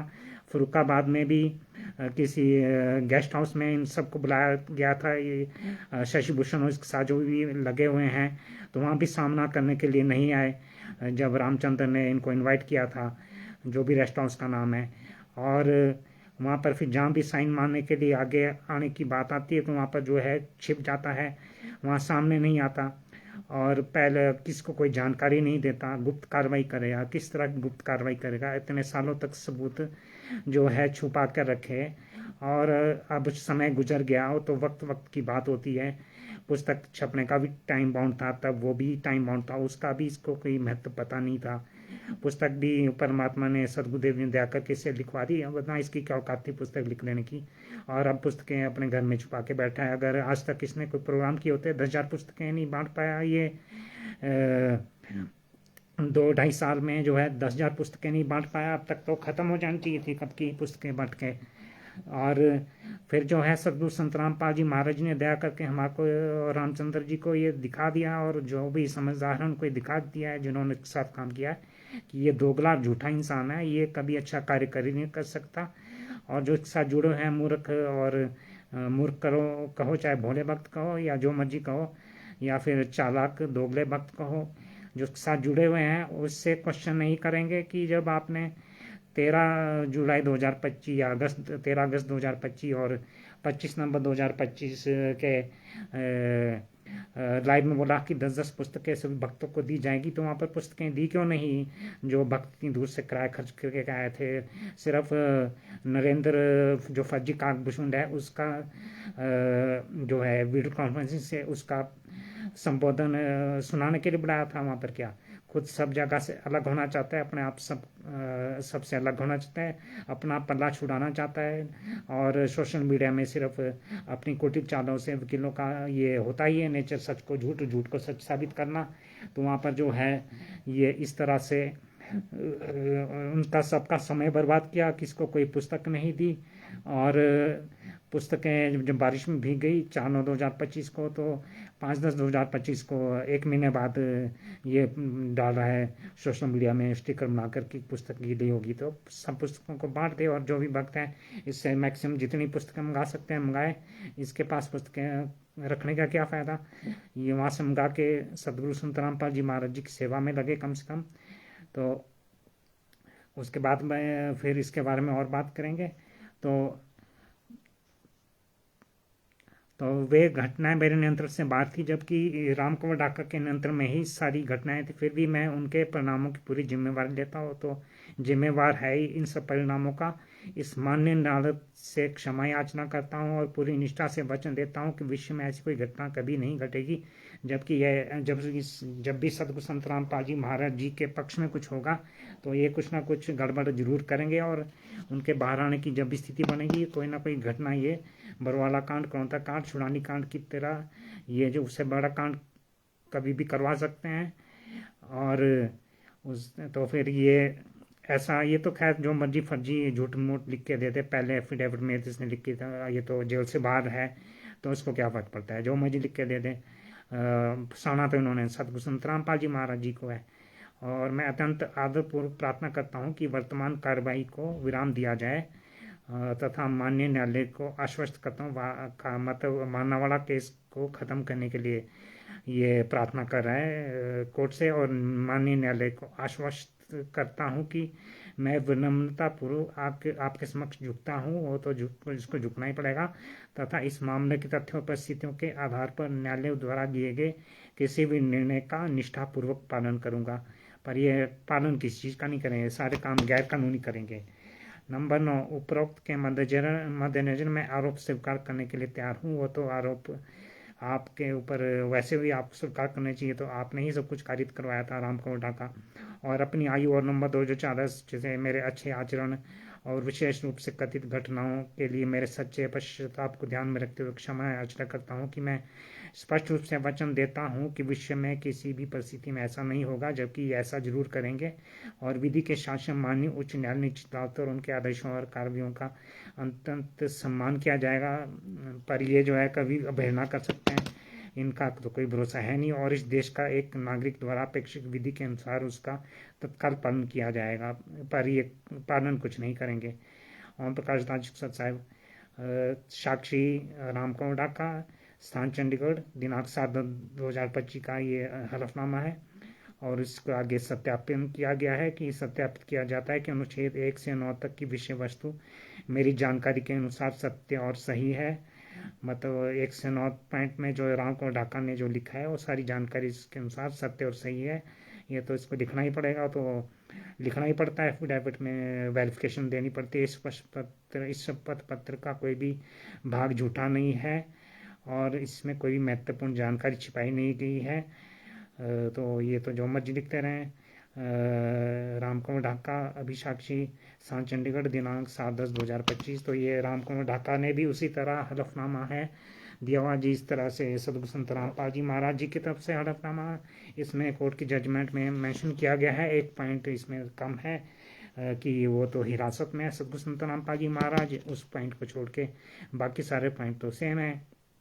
नंबर 4, अब मानना, अब जो कोर्ट की जजमेंट है, अभी इससे आगे कोर्ट की जजमेंट का चौथा पॉइंट है, अवमाननाकर्ताओं की ओर से उपस्थित विद्वान वकील ने प्रस्तुत किया कि दायर हलफनामे को ध्यान में रखते हुए अवमाननाकर्ताओं के खिलाफ लगाए गए आरोपों को उनके द्वारा स्वीकार कर लिया गया है। मतलब अवमाननाकर्ता सतगुरु संत रामपाल जी महाराज और रामकुमार ढाका ने उनके ऊपर अपने ऊपर लगाए गए आरोपों को स्वीकार कर लिया है और अवमाननाकर्ता अपने किए पर पश्चाताप कर रहे हैं। मतलब अपने किए पर जो है सतगुरु संत रामपाल जी महाराज पश्चाताप कर रहे हैं और अपने बुरे कृत्यों के लिए न्यायालय से क्षमा मांगते हैं। उन दो तुच्छ जीवों के सामने वो अपने बुरे कृत्यों के लिए क्षमा मांग रहे हैं, जबकि उन्होंने कोई बुरा कृत्य किया नहीं, तो सारी षड्यंत्र है। अवमानना, नंबर 8, अवमानना करने वालों की आयु लगभग 72 वर्ष है और अवमानना करता रामपाल पिछले 11 वर्षों से जेल में है। हलफनामों में दिए गए वचन से पता चलता है उन्होंने पिछले 11 वर्षों में आत्मचिंतन किया है। पिछले 11 वर्षों से मत सतगुरु संत रामपाल जी महाराज जी ने आत्मचिंतन किया है, जिसके परिणाम स्वरूप उनमें सुधार हुआ है। मतलब पहले बिगड़े हुए थे और उन्होंने अपने पश्चाताप का विवरण भी दिया है अपने कि वो पश्चाताप कर रहे हैं। यह सर्वविदित है कि दंड का सुधारात्मक सिद्धांत इस बात पर जोर देता है कि न्याय व्यवस्था का प्राथमिक लक्ष्य अपराधी की पुनर्वास करना, उसे समाज के कानून का पालन करने वाले सदस्य के रूप में परिवर्तित करना होना चाहिए, ना कि केवल दंड देना। तो ये सिद्धांत पे चल रहे हैं कि कानून का जो पालन करना वाले हैं उनको जो है उसमें बिगड़े हुओं में कोई सुधार हो जाता है तो उनको समाज में कानून पालन करने वाले सदस्य के रूप में परिवर्तित कर देना चाहिए, दंड देने के बजाय। ये सिद्धांत इस विश्वास से उपजा है कि सभी व्यक्ति परिवर्तन के लिए सक्षम है। गलत काम करने वाले की निंदा नहीं की जानी चाहिए, बल्कि उसे बेहतर मार्ग दिखाया जाना चाहिए। अब ये सतगुरु संत रामपाल जी महाराज जी को दो तुच्छ जीव वो मार्ग दिखाएंगे। इसलिए अपराधियों को समाज से अलग करने के बजाय सुधारात्मक सिद्धांत उन्हें बदले हुए व्यक्ति के रूप में पुनः एकीकृत करने का प्रयास करता है, जिससे न्याय और सामाजिक कल्याण के दोहरे लक्ष्य पूरे होते हैं।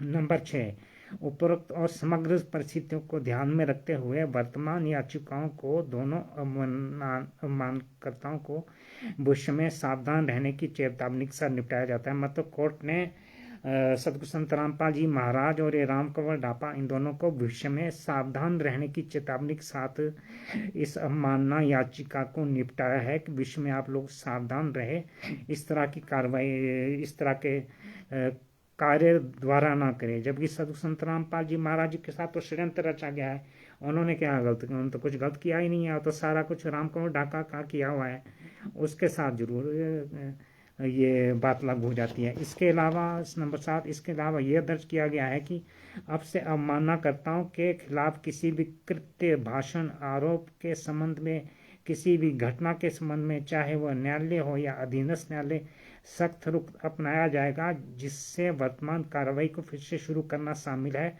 ताकि इसे तार्किक अंत तक ले जाया जा सके। मतलब यह भी दर्ज किया है कोर्ट ने कि अवमाननाकर्ता संत रामपाल जी महाराज किसी भी कृत्य, भाषण, आरोप के संबंध में, किसी भी घटना के संबंध में, चाहे वो न्यायालय हो या अधीनस्थ न्यायालय, वो जो है सख्त रुख अपनाएगा और जिससे वर्तमान कार्रवाई को, मतलब ये उस स्थिति में इससे जो वर्तमान कार्रवाई कोर्ट के मानना जो बंद की जा रही है, इसको फिर से शुरू कोर्ट कर सकता है ताकि इसे जो है तार्किक, मतलब लॉजिकल रूप से जो है अंत तक, एंड तक ले जाया जा सके, द्वारा इस केस को शुरू किया जा सकता है। तो फिर तो उनकी नकलीबाज में जो है कुछ भी कृत्य, भाषण और आरोप के संबंध में कोई भी घटना वो पारित कर सकते हैं, तो फिर उसमें तो फिर ये द्वारा से षड्यंत्र रचेंगे, इसको द्वारा से खोल दिया जाएगा कोर्ट द्वारा यह माना केस को। इस स्तर पर विद्वान न्याय मित्र ने प्रस्तुत किया है कि राज्य को कुछ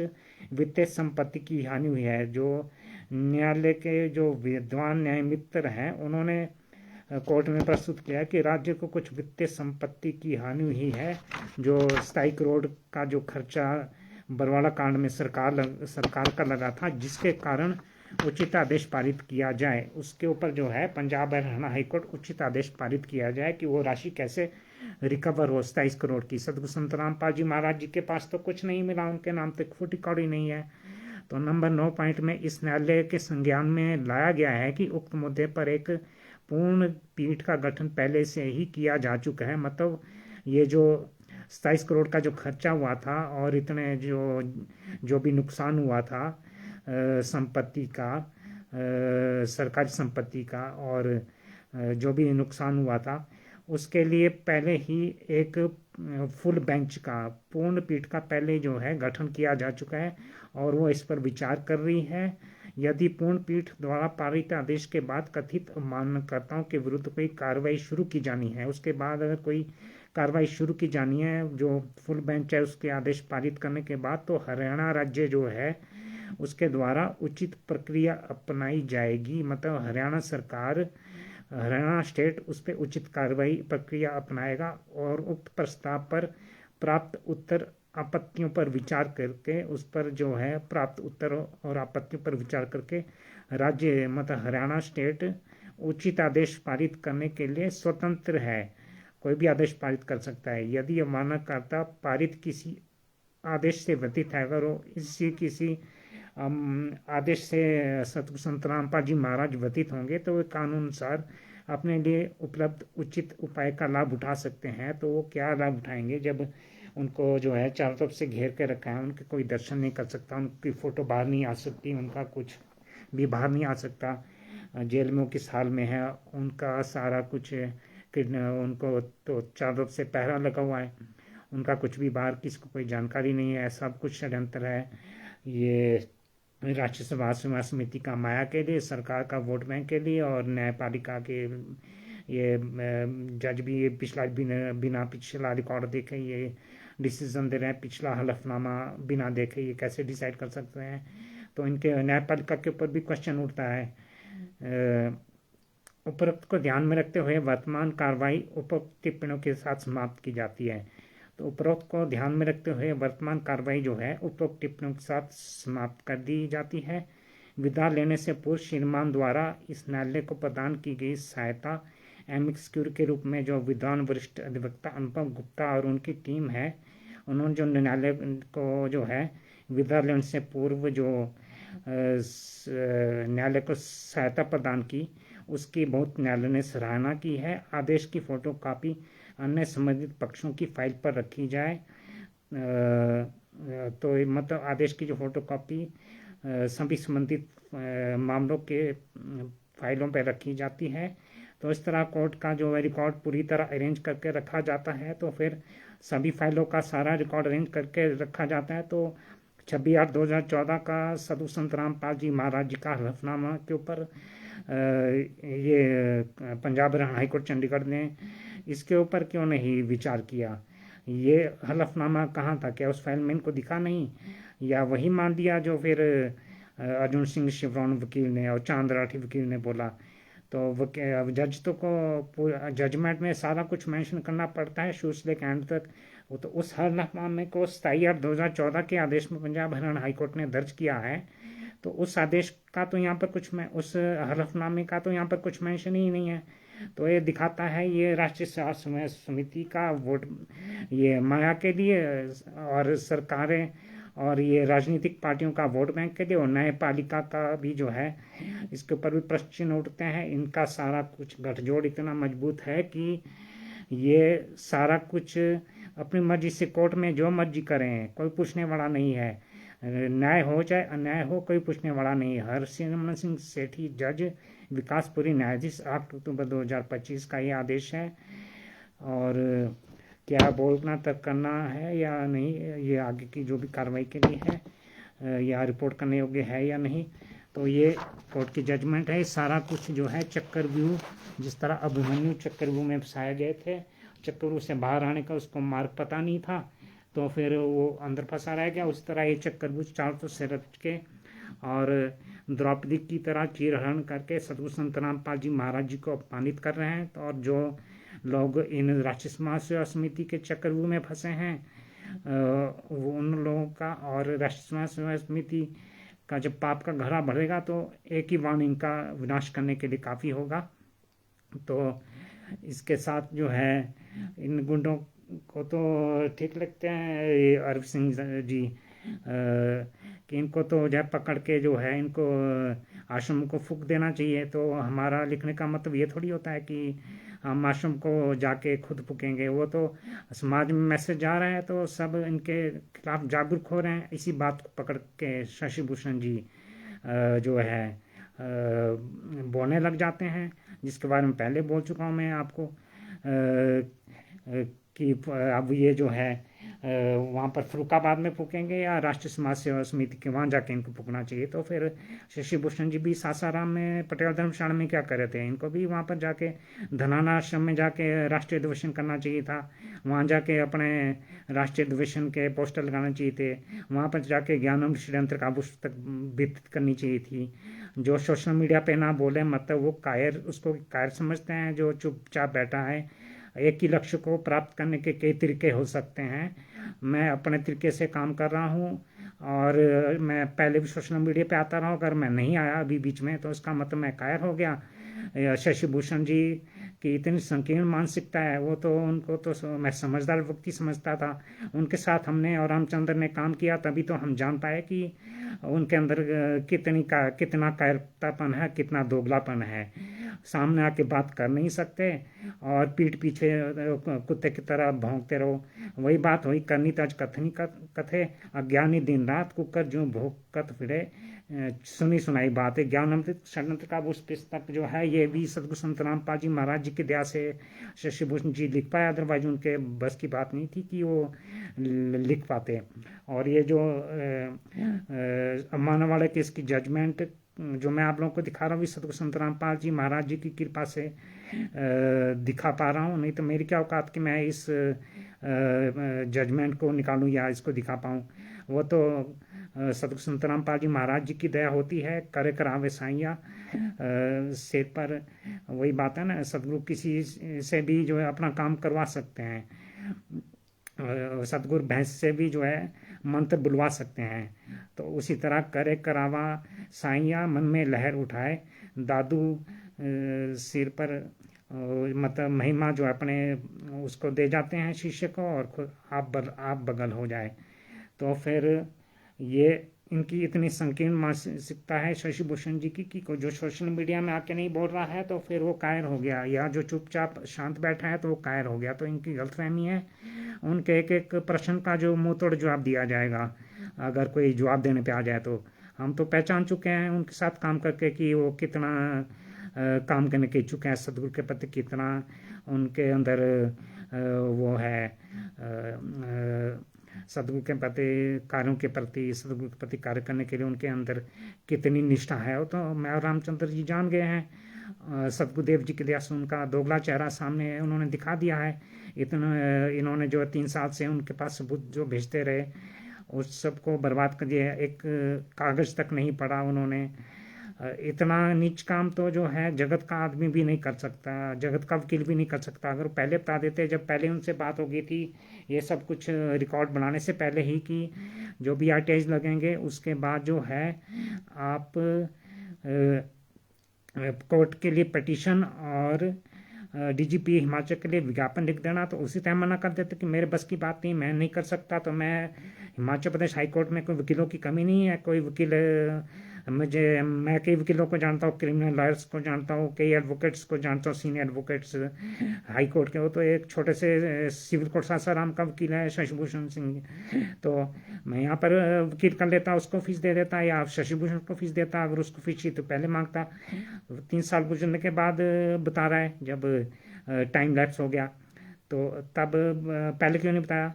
मैं यहाँ पर वकील कर लेता, मैं यहाँ पर रिट करता, और उसकी शशि भूषण की जरूरत क्या थी, उसके ट्रस्ट से जुड़ने की क्या जरूरत थी, उसके फर्जी ट्रस्ट से वहाँ बिहार जाने की जरूरत क्या थी मुझे, तो पहले बता देता। तो जितने भी इसके साथ मूर्ख जो लगे हुए हैं, कि भी बांदा का राकेश भी जुड़ा था, वो भी इनको डायरेक्शन आती है ना शशि भूषण जी की तरफ से, या फिर जहाँ से भी डायरेक्शन आते हैं कि बीच में कोई ना कोई जुड़ जाए कि ये बंदा क्या बोल रहा है, हमारे बारे में तो नहीं बोल रहा है।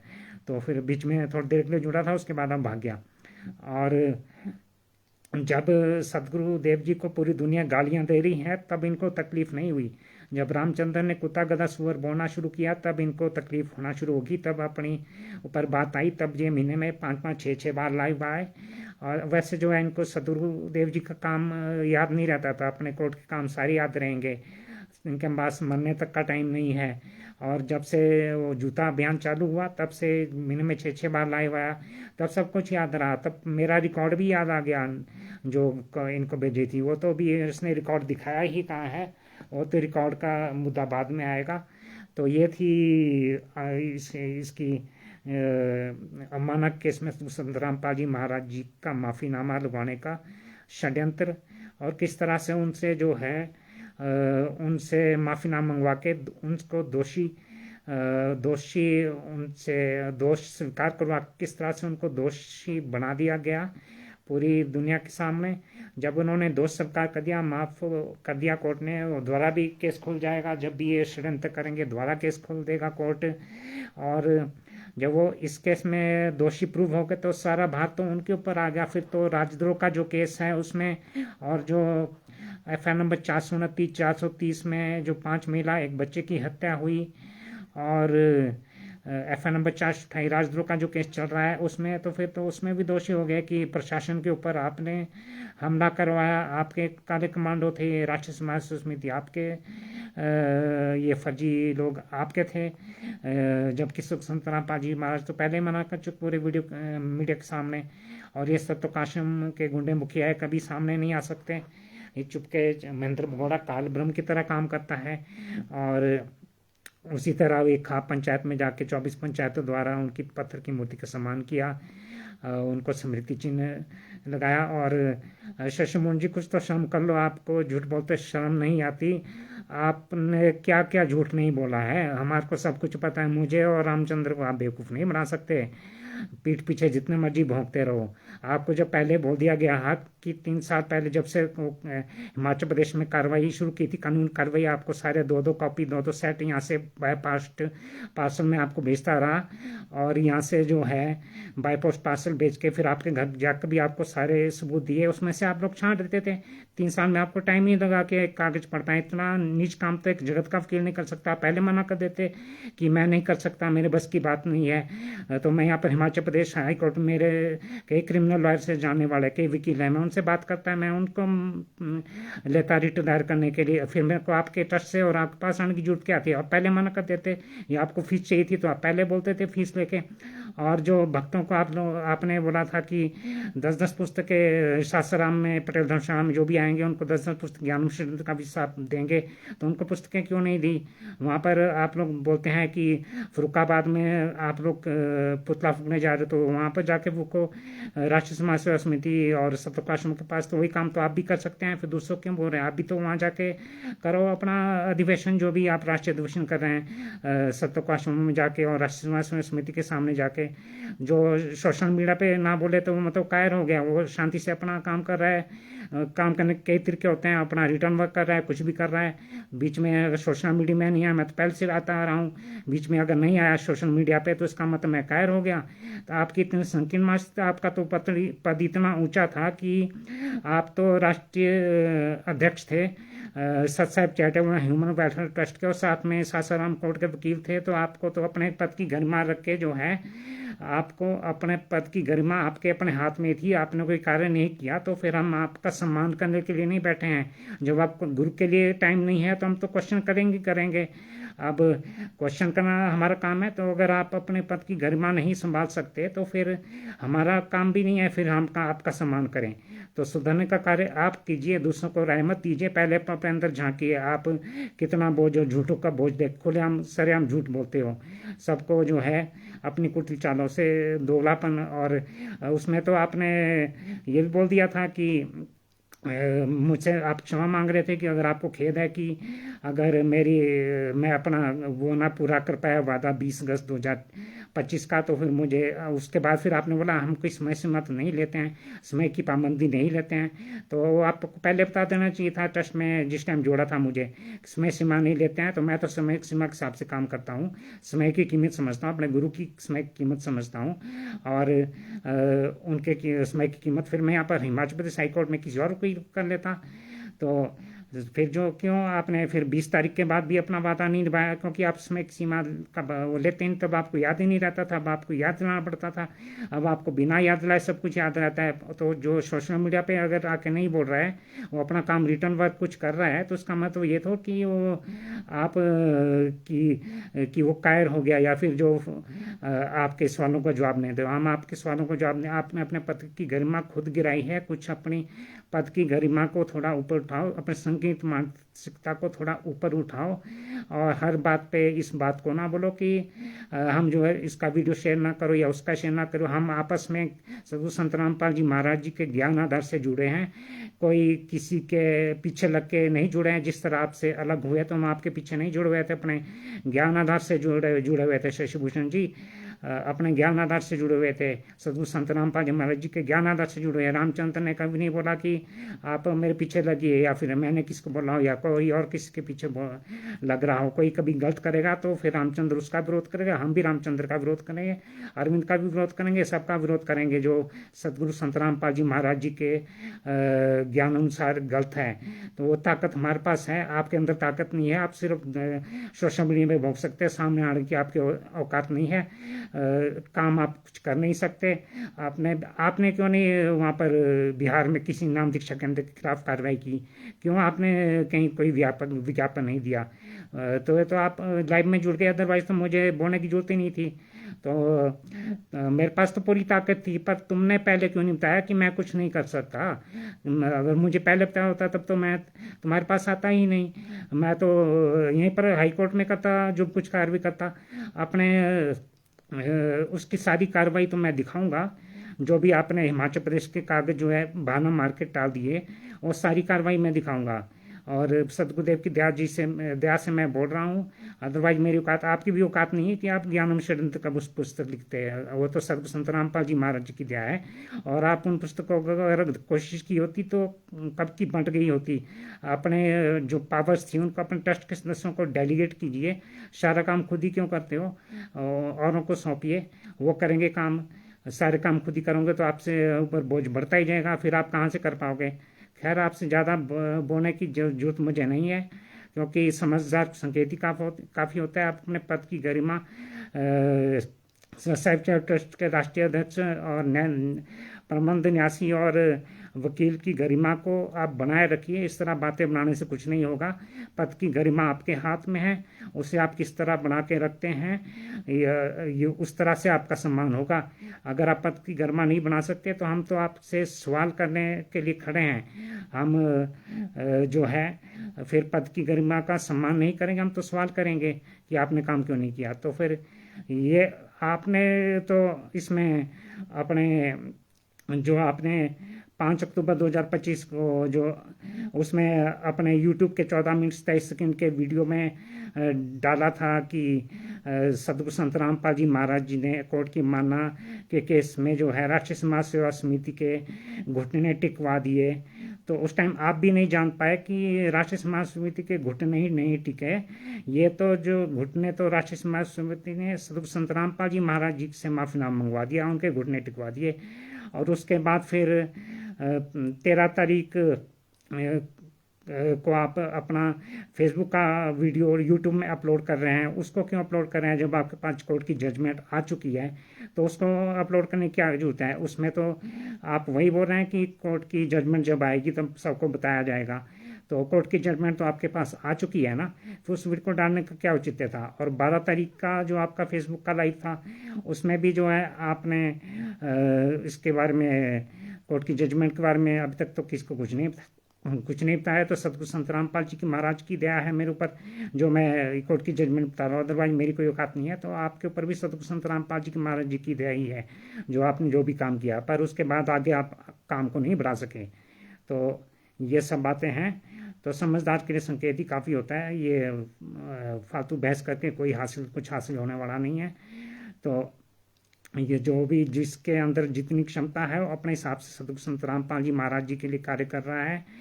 तो अपने अपने तरीके हैं सबके काम करने के, अपने अपने तरीके हैं सबके काम करने के। ये थोड़ी कि जो आपके हिसाब से ही चलेगा, जो आप आदेश देंगे वही होगा। सब अपने तरीके से चल सकते हैं, और अपने विचार रखना सबका अधिकार है। आप लोग तो सबको दबा के रखना चाहते हैं। जजमेंट के बारे में आपने क्यों नहीं बताया, फिर क्यों नहीं पूरे ग्रुप्स में ये पीडीएफ भेजी? मैं तो सभी ग्रुपों में भेज चुका हूँ। और अर्जुन शिवराम जी से आपने क्यों नहीं वकील से बात की, जो वो फर्जी माफीनामा लगवा जा रहा था, जबकि आपको उस टाइम ये आप जान ही नहीं पाए थे कि सतगुरु संत रामपाल जी महाराज जी का माफीनामा लगाया जा रहा है। आप तो अपने यूट्यूब में यही चिल्ला रहे थे कि सतगुरु संत रामपाल जी महाराज जी ने जो है मैनेजमेंट के घुटने टिकवा दिए माना के केस में। आप जान ही नहीं पाए, जबकि मैं और रामचंद्र दोनों जान गए कि ये जो है सतगुरु रांची समाज सेवा समिति वाले माफ़ी नहीं मांग रहे हैं। माफ़ी तो सतगुरु संत रामपाल जी महाराज जी का फर्जी माफ़ीनामा लगवाया जा रहा है। आप वकील होके नहीं जान पाए, और सतगुरु संत रामपाल जी महाराज जी की दया से हमें सतगुरु जी ने दया करके हमें समझवा दिया, और आगे सारी सच्चाई पूरे भक्तों के सामने रखने के लिए पूरा समझा दिया। आपके साथ जो भी मूर्ख या भोले भक्त बोलिए या मूर्ख पे ये वो बिना प्रमाण आपकी बात मान लेते। हम भी पहले इस तरह अंधविश्वास करके आपके ऊपर जो है विश्वास करके आप पर अंधाविश्वास किया हुआ था। तब फिर जो है तब हम धोखा गए। सतगुरु संत रामपाल जी महाराज जी ने हमें आपका चेहरा दिखवा दिया, मेरे को भी, रामचंद्र को भी। हम ज्ञान दानधार से एक दूसरे जुड़े हैं, बिना अंधविश्वास के नहीं जुड़ा। उसके बाद तभी आपसे अलग हुए, जब आपका दोगला चेहरा हमने देख लिया। सतगुरु संत रामपाल जी महाराज जी ने अच्छा किया जो आप जैसे झूठे बंदों से हमारा पीछा छुड़वा दिया। हमें भीड़ नहीं चाहिए, हमें तो एक सच्चा भक्ति जो हमारे साथ चले, साथ साथ मिल के चले, सतगुरु संत रामपाल जी महाराज जी के प्रति कार्य करें, वही चाहिए। आप जैसे वकील हमें जरूरत नहीं है। अपने पद की गरिमा को आप ध्यान में रखिए, हमें उसकी जरूरत नहीं है। तो ये फिर आपने क्यों, और सभी रिकॉर्डिंग्स जो है सारे ग्रुप्स में वायरल की गई है, जजमेंट सारे ग्रुप्स में वायरल की गई है। तो कायर कौन हुआ? जो उनको देख के भी जो है जो नहीं समझा, जो मूर्ख वही हुआ जो उन रिकॉर्डिंग को सुन के भी नहीं समझा, और जजमेंट्स को देख कर भी आपसे क्वेश्चन नहीं कर रहा है कि आपने जजमेंट्स क्यों नहीं भेजी, ग्रुप्स में वायरल क्यों नहीं की, जजमेंट की फाइल क्यों नहीं भेजी। सतगुरु संत रामपाल जी महाराज जी ने मुझे क्यों दया की कि मैं आपको जजमेंट के बारे में बताऊं। खैर ये तो लोग बोलते रहेंगे, इनका तो काम है नहीं, इनको ज़्यादा बोल के क्या फ़ायदा। तो मैं तो जो अपना काम सतगुरु संत रामपाल जी महाराज की दया से जो भी कार्य है जितनी जितनी दया मेरे पर होती रहेगी मैं करता रहूँगा। और इनका काम तो यही है। इसका एक वो जुड़ा हुआ था बांदा का राकेश वर्मा, जब इसका बेटा गुम हुआ तब ज्ञान कहीं और चला गया, तब धाड़ मार के रो रहा था। अब जो है अब बेटा मिल गया है उसको, तब इसके ऊपर आसक्त हो गया कि शशिभूषण जी ने बचा दिया। तब वो जुड़ा था, उसने इस खबर दे दी होगी प्रवेश तो ऐसा ऐसा बोल रहा है। तब बीच में जुड़ा था शशिभूषण, बीच में कॉल कर रहा है, लाइव बीच में तेरी कॉल उठाऊंगा फिर मैं लाइव करूंगा अपना। तुम्हारे वक्त की तरह हमारा वक्त इतना सस्ता नहीं है, मेरे गुरु का वक्त इतना सस्ता नहीं है जो तुम्हारी फालतू बातों का जवाब दूं। और तुम्हारे साथ पहले बहुत सी बातें हो चुकी हैं, सारी रिकॉर्डिंग पूरी सब जगह वायरल है, फिर भी उसको सुन के कोई ना जागे तो उसके बारे में फिर हम दोष मुक्त हैं। हमें विदुर नीति सिखाई है सतगुरु संत रामपाल जी महाराज जी ने कि जो गलत करे, झूठ बोले, उसका विरोध करो, ताकि बाकी जो भोले भक्त हैं वो भी जाग पाएँ, सबको सच्चाई बताओ, ताकि आप परमात्मा के दोषी ना हो। सतगुरु संत रामपाल जी महाराज जी ने सत्संग वचनों में हमको समझा रखा है। तो मैं वो कार्य तो मुझे करना है। अभी तक मैं चुप था, तब आपको फिर भी तकलीफ थी कि ये शेयर करते रहते हैं। शेयर हम ज्ञान आधार से करते हैं, अंधे होके शेयर नहीं करते आप लोगों की तरह, जो आप लोग बिना कुछ सोचे समझे जो है अपने बचाव के लिए सोशल मीडिया में आते हो। अपने गुरु के लिए आप सोशल मीडिया में नहीं आते हो, अपने बचाव के लिए आते हो, कटाक्ष व्यंग कसने के लिए आते हो दूसरों के ऊपर। शशिभूषण जी लाइव अपने गुरु जी के लिए लाइव नहीं आते हो, तब कटाक्ष करते हो जो हमारी साथ जुड़े उनको कायर बोलते हो, जबकि कायर यहाँ पर नहीं, यहाँ पर तो ज्ञान आधार से सब है जुड़े हुए। जिस दिन जो गलत करेगा उसका विरोध किया जाएगा, पर आपके साथ कायर लोग जुड़े हैं जो आपका विरोध नहीं करते हैं, जो आपको जो भी आपकी बात सुनते हैं उसी को मान लेते हैं। तो वो कायर हैं। वो आपसे नहीं पूछेंगे कि आपने ये वीडियो क्यों डाला था 13 तारीख को, क्यों फेसबुक से डाउनलोड करके अपने उसमें यूट्यूब चैनल पे डाला, जबकि आपके पास कोर्ट की जजमेंट आ चुकी है कि संत रामपाल जी महाराज जी से माफ़ी मंगवा दी, और ये राज्य स्वास्थ्य समिति के गुंडों ने इन्होंने माफ़ी नहीं मांगी। सतगुरु संत रामपाल जी महाराज जी से माफ़ी मंगवा के उनके घुटने टिकवा दिए। राष्ट्रीय समाज समिति के गुंडों ने अपने घुटने नहीं टेके थे। तो ये आपके साथ जुड़े ये लोग क्वेश्चन नहीं करेंगे कि जब आपको जजमेंट आ चुकी थी आपके पास, फिर भी आपने 13 तारीख को ये यूट्यूब में अपना फेसबुक का वीडियो क्यों अपलोड किया। 12 तारीख में भी फिर आप ऐसा ही कुछ बोल रहे थे 12 तारीख की, जबकि आपके पास जजमेंट आ चुकी थी। और 5 तारीख को तो आपको अंदाज़ा ही नहीं था कि माफ़ीनामा राष्ट्रीय सेवा समिति मांग रही है या सतगुरु संत रामपाल जी महाराज जी द्वारा फर्जी माफ़ीनामा ये लोग लगवा रहे हैं। तो ये था अमानक के केस की संबंध में जो सतगुरु संत रामपाल जी महाराज ने 26/8/2014 से लेके जो भी 27/8/2014 को उस एफिडेविट को जो है कोर्ट ने अपने 27/8/2014 के अंतरिम आदेश में लगाया। उसके बाद सितंबर 2025 में 22 सितंबर 2025 और 29 सितंबर 2025 को ये फर्जी माफ़ीनामा और कोर्ट की जजमेंट में अब आ गया 8/10/2025 की जजमेंट में। तो ये जजमेंट इसमें आ गया है। तो इसमें अर्जुन शिवरन जी से हमने और रामचंद्रन ने सवाल किया था, सब जगह रिकॉर्डिंग वायरल है। आप लोगों ने क्यों नहीं क्वेश्चन किया था? आप लोग भी तो क्वेश्चन कर सकते थे, आप साथ जो जुड़े हैं, और जो भी सभी को क्वेश्चन करना चाहिए, आप भी क्वेश्चन कर सकते थे, आपने क्वेश्चन नहीं किया। तो आज का मेरा विषय यही था कि कोर्ट की माना से संबंध में जो सतगुरु संत रामपाल जी महाराज जी का कोर्ट में माना का केस लगाया, उसमें किस तरह फर्जी माफ़ीनामा दिलवाकर ये जो है फर्जी माफ़ीनामा लगवाकर उनको दोषी साबित किया। उसी तरह से जब उन्होंने दोष स्वीकार कर दिया तो फिर अब वो दोषी हो गए, तो राजद्रोह केस में भी सारा उनके ऊपर फिर आ गया दारोमदार। फिर तो राजद्रोह में और का केस भी उसमें भी कोर्ट गहराई से विचार करेगा। और फिर तो 429 में जो 5 महिला एक बच्चे की हत्या हुई इन दोनों एफआईआर में, वो आश्रम के अंदर हुई हो, तो सारा कुछ सब जगह से सतगुरु संत रामपाल जी महाराज जी दोषी प्रूव हो गए। तो इस तरह ये तो राष्ट्रीय सेवा समिति का माया के लालच में और सरकारों का वोट बैंक के चक्कर में और न्यायपालिका भी इसमें सारा कुछ षड्यंत्र के तहत न्यायपालिका के ऊपर क्वेश्चन उठता है। तो सारा इनका इतना मजबूत गठजोड़ है। वो तो राम कंवर ढाका पहले ही बोल चुका है अपने उसमें अपने भाषण में कि हमारा सरकार से मेल जोल है। तो जो कुछ कोर्ट की जजमेंट में आया तो सतगुरु संत रामपाल जी महाराज जी का जो भी एफर्ट कोर्ट की जजमेंट में आया तो सदगुरु वचन के सत्संग वचनों के विरुद्ध है। तो सारा फर्जी कार्य है रामपाल सिंह हरिद्वार की तरफ से सत साहिब। तो इस वीडियो को लिंक को सब जगह शेयर करते रहें। और तो इस तरह से ये था आज का विषय। तो अब किस तरह से सेव समन्वयकी ने तो अपने लड़के सेव ने जो है अपनी गर्दन कटवा दी थी सदगुरु की इज्जत की रक्षा के लिए। तो हम लोग हाथ पे हाथ रख के कैसे बैठ सकते हैं?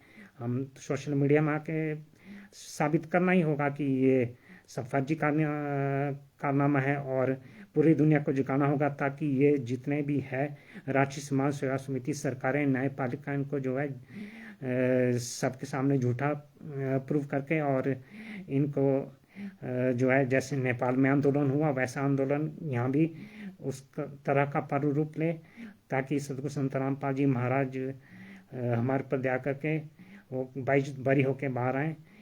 और ये फोटो ये जो है जितने भी मैनेजमेंट, पवन ठग, संजय ठग और ये काकभूषण से जुड़े हुए और ये शशिभूषण से जुड़े हुए जो भी कुछ हैं, ये इन्होंने अपना अपना मुखिया चुन लिया, सदगुरु को छोड़ दिया।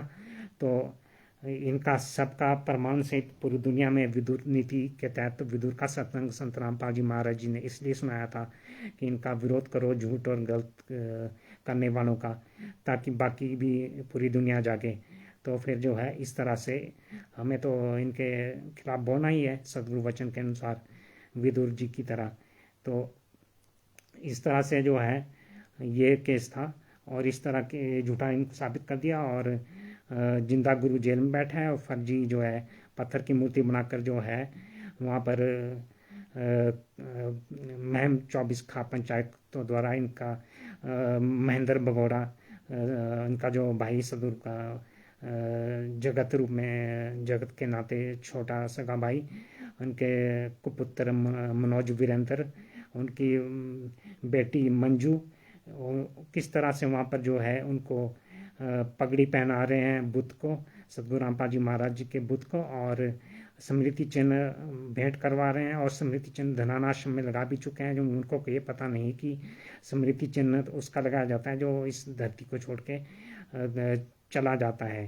तो उन्होंने तो जीते जी और इनके साथ मूर्ख संगत जो भी जुड़े हैं, इन्होंने तो जो है मूर्खों की तरह इनके साथ जुड़ के पाप का अन्न खा के जो है उनकी बुद्धियां भ्रष्ट हो चुकी है, तो जाग नहीं रहे हैं, कोई कितना भी जगाने का प्रयास करे।